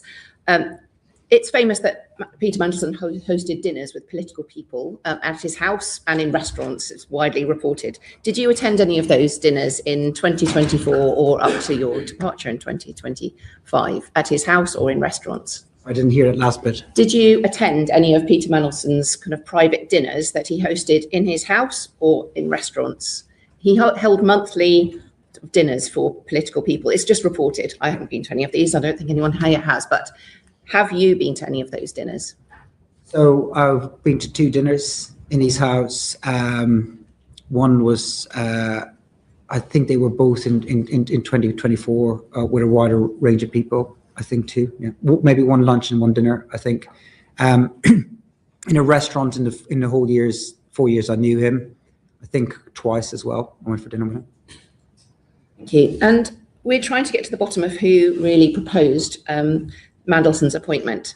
So you have said that you're sorry for your part in it, but also that before you started in post after the election, there were some access talks. You referred to access talks in January 2024, which you weren't party to, but which happened. You know that Peter Mandelson's name came up. Was it a done deal? Oh, sorry, no.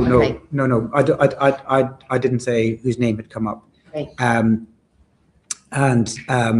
So I spoke to Simon Case, Yep. trying to piece together what happened, and he said, I said to him, I recall there being a sense that we always seem to have wanted a political appointment. I said, when did you first remember this? And he said, January, February 2024, that Simon Case asked the Prime Minister's access team what they thought about the US ambassador. They were replacing Dame Karen Pierce. They were thinking about who to replace her with and what the process was. And Simon Case was informed that the Prime Minister was minded to make a political decision. But as far as I know, Mandelson's name was not in that. Okay. And at the dinners and lunches, the two dinners and lunches that you attended, did Peter Mandelson did he lobby you about becoming the ambassador to the US? So he did lobby me, but not on either one of those dinners. One of those dinners was after he was ambassador, and I should say also I had dinner when I went to the US in the embassy. But he did lobby me, but I don't think at the dinners, no. And the process you've talked about with George Osborne and Peter Mandelson were the two names in play. How far did the process of George Osborne's potential appointment that then didn't lead on, go? Did he have due diligence assessment made of him? Yes. And what was the outcome of that due diligence then? Was that the important factor between the two, one going before another? That wasn't the important factor in my recommendation, no. I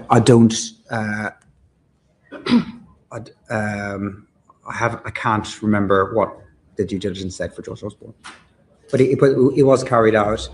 I spoke to both of them, and the Prime, and yeah, I think it was similar. And your due diligence meetings with Peter Mandelson, and you subsequently asked for more in writing. How many times did you meet him, or how long were your meetings with him for the due diligence? None. The due diligence report was carried out by PET. All by PET, and by writing to you? No. So PET carried out the process. Like I said in my resignation letter, I think there's a lot of lessons to be learned from this, and I think that the way that whole process works isn't up to it. I think there should be, as default, an interview with the candidates for something like this. There wasn't. I was given a report, or the Prime Minister was given a report by the Propriety and Ethics team, which was the due diligence report. That was conducted by them without any involvement of me. They gave that to the private office. I then followed up with some questions, but apart from that email, that was the only part I played in it. So that was the due diligence report that's now in the humble address papers that we've all seen. Is that the report you're talking about? Minus my email, isn't it? Okay.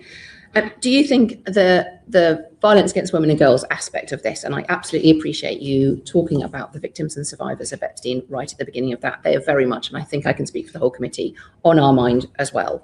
Do you think the violence against women and girls aspect of this, the relationship with Epstein, was downplayed during those conversations that you had with the other people advising the Prime Minister and with the Prime Minister at that time? I think it should have been a lot more to the fore, and I know it's something the Prime Minister takes this issue very, very seriously and has done for a great number of years, and I think it should have been way more done so at the time, is my view. But my understanding of the nature of the relationship that Mandelson had at that time, not what I now know, was that he wasn't somebody who had defended Epstein. He wasn't somebody. He was very apologetic from having made contact, kept contact with him. He was very regretful for it. But I think it should have been. I do agree. It should have been much more to the fore at the time. I know you weren't there in the interview. Do you think he was asked enough open questions, or the ability to give the full extent of his relationship? There's no doubt he was at a lot of stages. I mean, this was somebody who was in the public eye. There is no doubt. And finally, for me, about the documentation of this process. Decisions of this magnitude should not be done informally, kind of on the sofa. At previous committee sessions, members, we have become aware of a lack of some of the papers, and today it's been referred to the Prime Minister receiving a lot of views. We don't have any paperwork of that. The Foreign Secretary being involved a number of times. We don't have record of that. We don't have record of the George Osborne side of this, and there are other parts. Do you accept that this was not documented well, and why do you think that is? Yeah. So I think government is conducted with conversations as well as papers. Prime Ministers should be able to phone people up and say, what do you think about something? I think it's right that decisions are recorded. It's difficult for me to say what's the appropriate level of recording the decisions and the minutes, because it's not where my expertise is.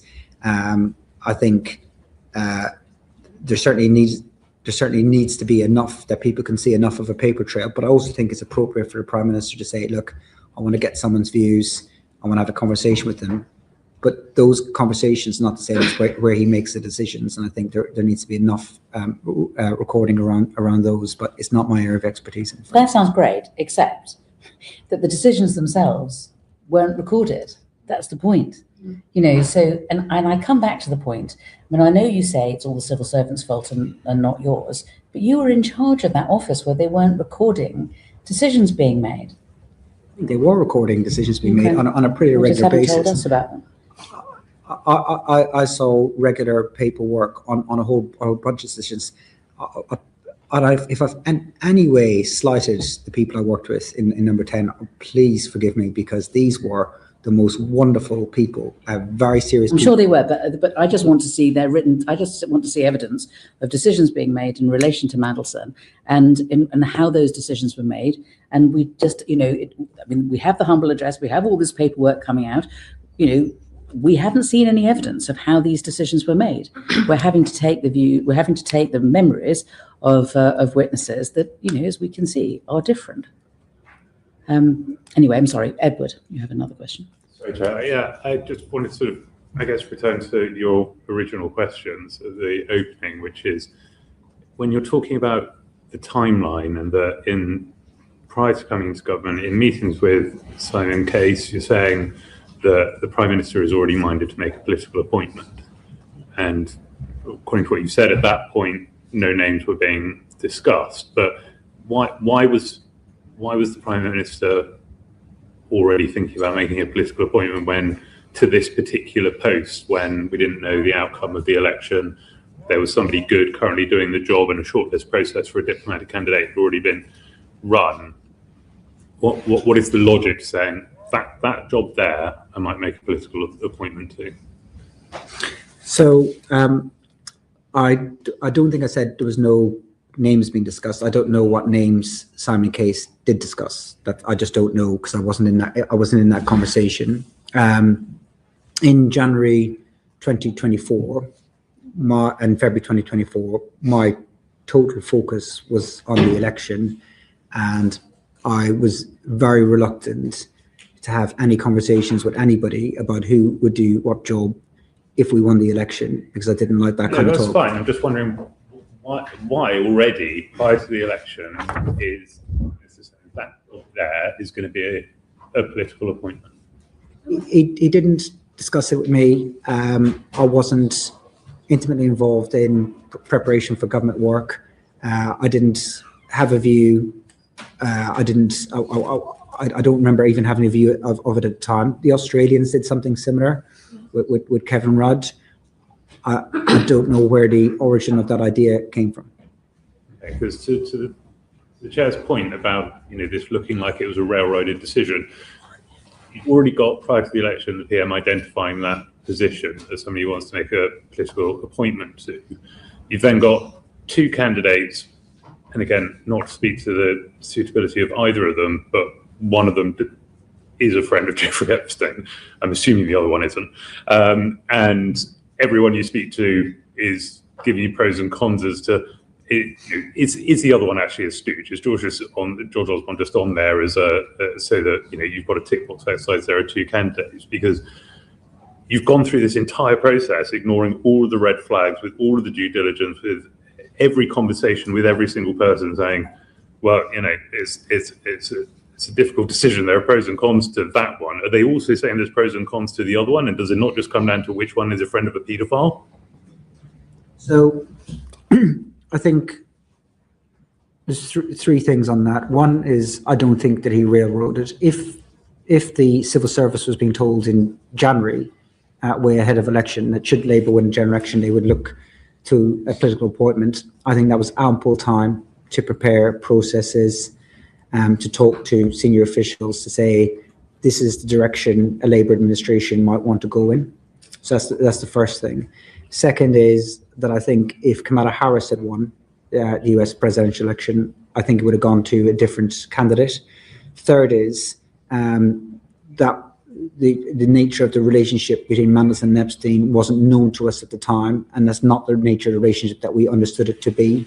That's not the nature of the relationship that he represented it to be. And the final part is, George Osborne was a very credible candidate, and part of the thinking was the relationship between sister parties or parties of a similar political persuasion, his more recent experience, the fact that he had commercial acumen, the fact that he was Chancellor of the Exchequer. He was a very credible candidate, and one that we gave serious weight to. Just push back on a couple of those then, please, Mr. McSweeney, because actually we've already seen that the due diligence report contained the 2019 JP Morgan report, which shows that the relationship was more extensive. And as for putting in place the processes, the civil servant putting in place the processes, according to Philip Barton's timeline, it was barely a month that they were given to go through the entire process and do DB and agreement and everything in order to get him in place in time for inauguration, which was your desire. Yeah. And if it had taken longer, which it did take longer, then so be it. We didn't ask them to skip any steps, and they weren't able to get it done in time for the inauguration. And of course, if they had said the timetable you want to deliver on is impossible, and we need a bit more time generally, or we want a bit more time in this one, that's what would have happened. There was nothing stopping the permanent secretary saying that to the foreign secretary, or there was nothing stopping the permanent secretary saying that to the cabinet secretary. We need a bit more time, and a month isn't long enough. As it turned out, they didn't complete the process until several weeks later. I just want to just do an assessment now, where it's 4 minutes to 1. We hoped that we would finish by 1. I think we're unlikely to now, because I know that everybody is agitating, because they're all thinking actually there are further questions we want to ask. So what I would like to do at this stage is to say, we aspire to finish by 20 past. We absolutely must finish by 30 And what I'll do is I think take Uma and then Alan and Alex, who I know have kind of quite a lot of some questions of Dan as well. And then I think John and Abdesem and Afra may have follow-ups, but I think we do it that way. So Uma. Chair, thank you. I'd like to put on record that over the past decade, I've worked twice with the witness. He's used to robust conversations with me. Morgan, in your opinion, actually, let me rephrase. Both Sir Philip Barton and Sir Ollie Robbins have said that it was Number 10's decision to announce the appointment of Peter Mandelson before the vetting process. Did you or did anyone in Number 10 make that decision? Or in your previous answer, you said that was, you suspect said Peter Mandelson had said that. Was this a Number 10 decision, or was it a Peter Mandelson decision? It wasn't a Peter Mandelson decision. I don't know whose decision it was. It wasn't my decision. And as the Prime Minister said now, we would do things differently. But it didn't jump out to me as a problem that DV was happening after the announcement. That's what happened in the case of the National Security Advisor and my own appointment. And Would you have expected senior civil servants to intervene, to flag any issues, to say, actually, this is not how the process happens, the vetting should happen first? Because Sir Philip Barton said that vetting should happen first. You know, we're not from the civil service, we're not to be expected to know this. Would you expect the civil service to have intervened there and told you these things? Yes, if somebody thought that there was a problem with how it's being run. I had a pretty good relationship with both Simon Case and Chris Wormholtz as cabinet secretaries, met them pretty regularly, and there was always opportunities for them to tell me when and where, which they did do, if they thought the minister was doing something wrong, or if they thought a SPAD was doing something wrong, or if they were unhappy with something Number 10 was doing. And you said that you made clear to the Prime Minister the pros and cons of this appointment, and that you wouldn't have put Peter Mandelson forward had Kamala Harris won the presidency. Do you think the politics of the day was weighing more heavily rather than the trade deal, or were they both hand in hand? I honestly don't know if I'd have put him forward had Kamala Harris had won. I think he wouldn't have got it. I think there were a broader range of candidates that were available to the Prime Minister, and I think he would have probably have gone on a different direction because of the nature of the relationships that were available to other candidates. For me, the top concern was the trade deal, and his role as EU Commissioner was a big factor in that. But the potential political relationships were also a factor, yes. Was the Prime Minister led to believe that Peter Mandelson's risks, the cons as you've set out, were manageable? Did you have that conversation with him? Did anyone have that conversation with him? Yes, that was part of his conversations always. And in your answer today, you said that you didn't feel that the truth at the time was put forward by Peter Mandelson in his response to your emails. Did you communicate that to the Prime Minister also? No, at the time I thought he was telling the truth. Okay, and so you didn't raise any issues with the Prime Minister that you had these concerns. You just put these questions to Peter Mandelson. You got the answers, and that was that. I thought they were truthful. Okay, and I asked Kat Little this question. I asked her if the developed vetting would have brought up the information that Bloomberg had in their leaks, really grave issues of Peter Mandelson sharing information about a market-sensitive matters when he was then in government, which is huge and a betrayal of this country. If that had been put to you, would you have ever considered Peter Mandelson? Not at all, no way. And one of the things that subsequently surprised me, I would have assumed that, and maybe they did, but I would have assumed that our Foreign Office would have been in contact with US counterparts to see what information they held on him. But absolutely no way would he have come close to Number 10 or any job in this government had that been known. And it looks like you've been following our evidence sessions closely. You've seen these traffic light boxes, the UKSV red boxes. It turns out every stage of this process had never actually seen the boxes until this was leaked. So it's a bizarre process all round, and one that doesn't seem fit for purpose. Had any of these issues been raised with you by the developed vetting, by the FCDO, by anybody? Had they been put to you as the Prime Minister's Chief of Staff? No, they're completely compartmentalised from SPADs, and as it turns out, more from ministers than I thought it was too. And I think it's quite right that it's compartmentalised for SPADs. I think that there are clearly a lot of things that need to be learned about how all these things will work, but there is no way that anyone in the Foreign Office would have discussed anyone else's DV with me at any point. So I think there's a lot that needs to be learned by this whole process. But and I said, and I felt at the time when all this came out in September, that look, I know what I did wrong. I know the judgment calls that I made that were wrong. I'll live with them for the rest of my life. But as a chief of staff and you're a political advisor, you also relying on the information being presented to you.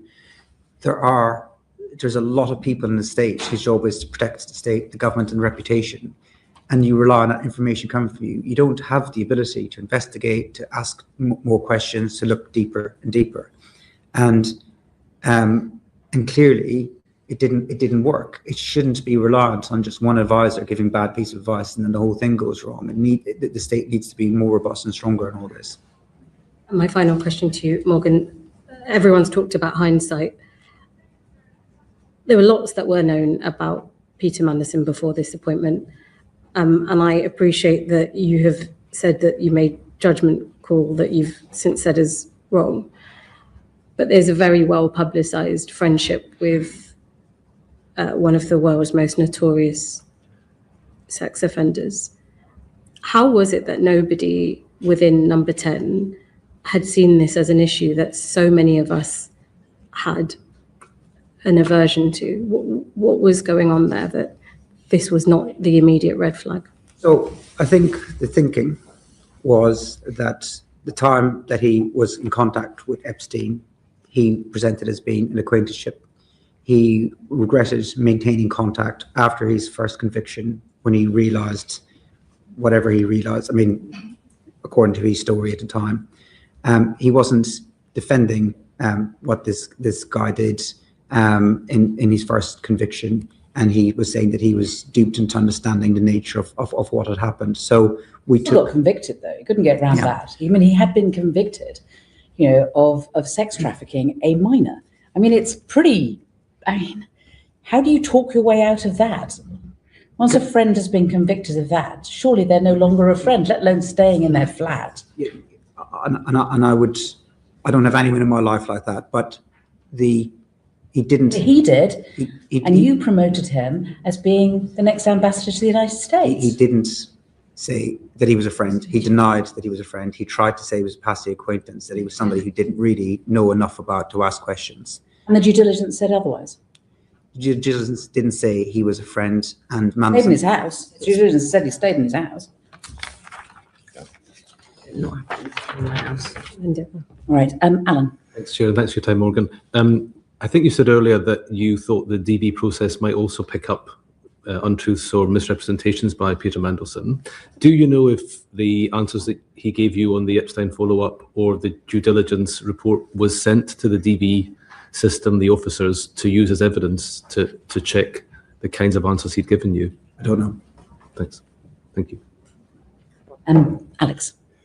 Thank you, Chair. So we heard from Sir Philip this morning that he felt the speed of the appointment was unnecessary. Karen Pierce was doing a good job. The administration would take some time to set up.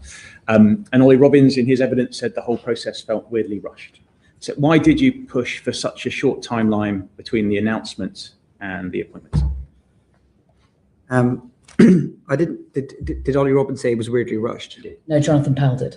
Jonathan Powell. Okay. So the pace of it wasn't raised with me as a concern at the time, other than we said we want number 10, and that was a consensus view, in place by the inauguration, so that he could begin the work.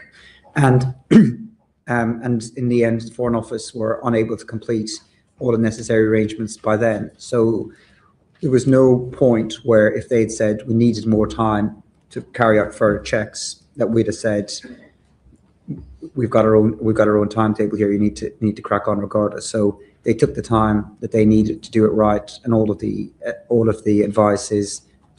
evidence suggests that they carried out the processes in the correct way. I think we wanted to get.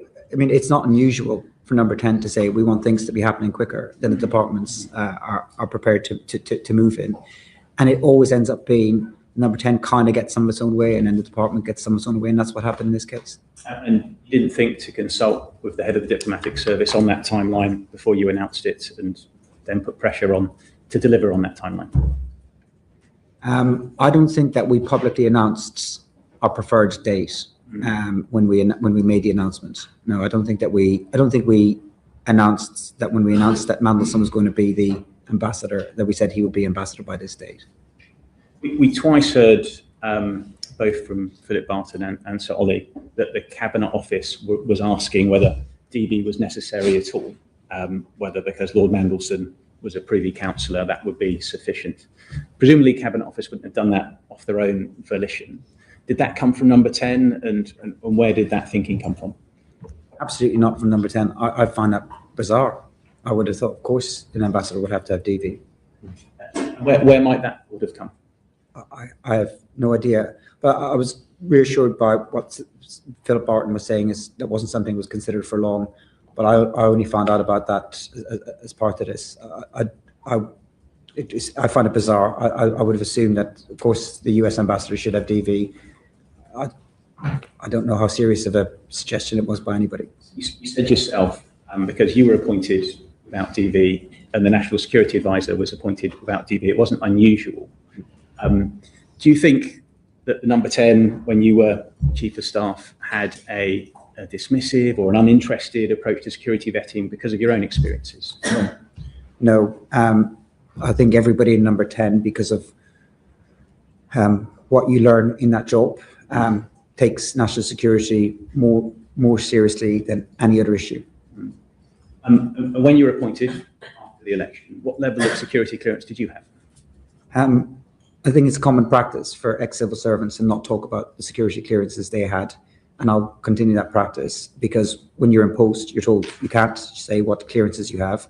I had all the necessary clearances to do my job, and I saw whatever papers I was given, and that process is managed by civil servants.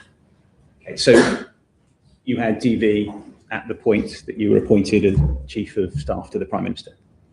I don't want to say what my security clearances were, but I had all the security clearances I needed to do my job, and I completed the forms and the processes and the interviews the same as anyone else.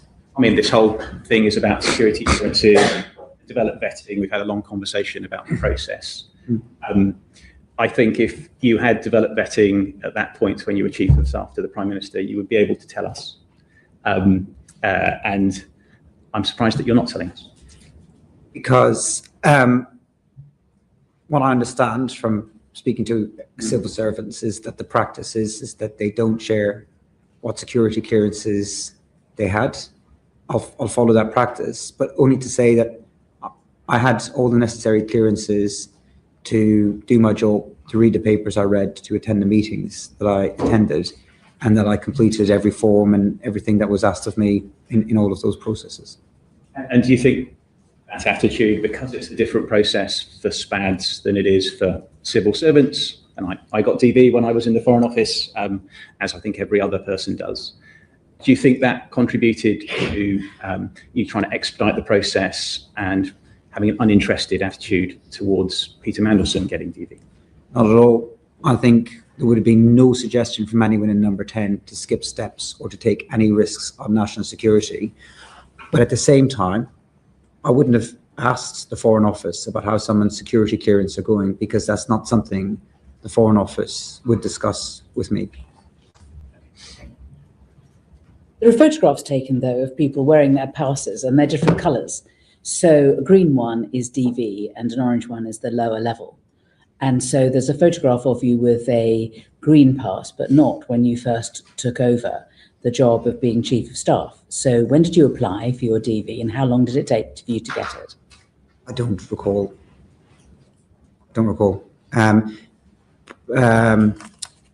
The process as well is driven by how quick people fill their forms in. Yeah. A lot of people take a very long time. Would it be unfair to suggest that you didn't fill in the form straight away? Oh, I don't know. I don't know why you think I didn't fill in the forms. I filled in the forms as quickly as I could. They're quite extensive, and it's not something that you could just sit down in an hour and rattle your way through. And if you don't get it completed, I mean, it takes a long time. But I took all of that side of things extremely seriously, because in order to do my job, I needed to have necessary clearances. And I filled in whatever forms. You also have to gather a lot of information about things. It takes a while, but I always did it as best as I could and as quick as I could. On the 4th of February, Parliament passed a motion requiring the divulgence of all communications relating to the appointment of Peter Mandelson. On, let's see, 25th of March, you reported that your telephone had been stolen. Now, the Metropolitan Police have released the transcript of the call you made relating to the theft of your mobile phone. You didn't say, this is the Chief of Staff to the Prime Minister, my government issue phone has been stolen, which one would imagine would have been taken pretty seriously. You just said, oh, hello, someone just robbed my phone. Why did you not make it clear that this wasn't just an ordinary theft? This was a phone which was likely to contain highly sensitive information. So the dates are slightly incorrect. My phone wasn't stolen on the 20th of March. My phone was stolen on the 20th of October. So it was 4 months before. I gave up my government phone pretty much as soon as I left. Within a couple of days, I handed all my kit back to number 10. My phone was stolen on the 20th of October. I was a victim of crime. Somebody hopped onto the pavement and took my phone from me. The first thing I did was to try and retrieve it. I tried to chase, which was probably a mistake. The next thing I did was I phoned number 10, and I would have gone with whatever they told me to do. Now, I thought at the time that they would be able to track the phone, and that's what would happen, given, as you say, what's potentially on that phone, and that was my assumption. I then called 999. If number 10 had told me you need to tell the police or you need to tell the call handler what your job is, I would have done so. But otherwise, I didn't do that as a matter of course. I didn't, in any part of my job, go around saying I'm a very serious and senior person. If number 10 had asked me to do that, I would have done that. I also thought wrongly, again at the time, I thought a squad car might come by and I could explain a bit more. If a squad car had come by, and then I made further phone calls to number 10 where I'd hoped that they could track the phone and I could tell the police where that phone was. And like you and like everyone else kind of reading about this, I was quite surprised by how limited the security is around Chief of Staff's telephone. One of the reasons the squad car didn't come round may be because you gave the wrong location. You said you were in Belgrave Street, which the operator interpreted to be in Stepney, and said, you said he turned left, there's a park on top of the road, and the operator said, Stepney Green Park, okay? And you said, yeah, he turned left there. That wasn't anywhere near Stepney, it was in Pimlico, I understand. So I also said I was in Westminster. So I said I was in Belgrave Street, Westminster, where I think I was on Lower Belgrave Road. No, I think I might have been on Lower Belgrave Street. Okay. So it was some months ago, and I missed the lower. I didn't see it. I was also missed the operator saying Stepney Park. I was also quite adrenalized. So what happened was I chased the guy who stole my phone as far as I could. I was out of breath. I was completely exhausted because I'm 48 years of age and I shouldn't be chasing people down the street. And then I was trying to go back to the original location that it happened so that I could tell the 99 operator. As I was following the guy, he turned away from a park that I could see in front of me. And as I was coming back to try and find the original location, I just assumed that the call handler was looking at it on the map. I haven't heard the audio. I can't imagine that I was clear and coherent at the time. I was out of breath. I was adrenalized. And if I gave any wrong direction, it wasn't intentional. But I did say I was in Westminster. And why the squad car didn't come had nothing to do with how the call handler had heard it. The call handler had said the squad car wasn't coming while we were on the call. And if the call handler had said to me, the squad car is there, I'd have been much more precise about where I was so that I could meet the police at the time. And as I said, I had thought wrongly that my phone would be tracked so I could retrieve my phone. Can we take it that your phone would have contained quite a lot of communications, either with Peter Mandelson or about Peter Mandelson's appointment? Probably not as much about his appointment that hasn't already been available to number 10, because when he was sacked, number 10 did do its own, I wouldn't say investigation, but its own research on what happened and why it happened. And as part of that process, I was asked to share messages and emails about the appointment, and also been interviewed, as were other members of staff. So those messages are therefore recorded somewhere? Everything that I had at that time in September, which was more than a month before my phone was stolen, I shared it with the number 10 team.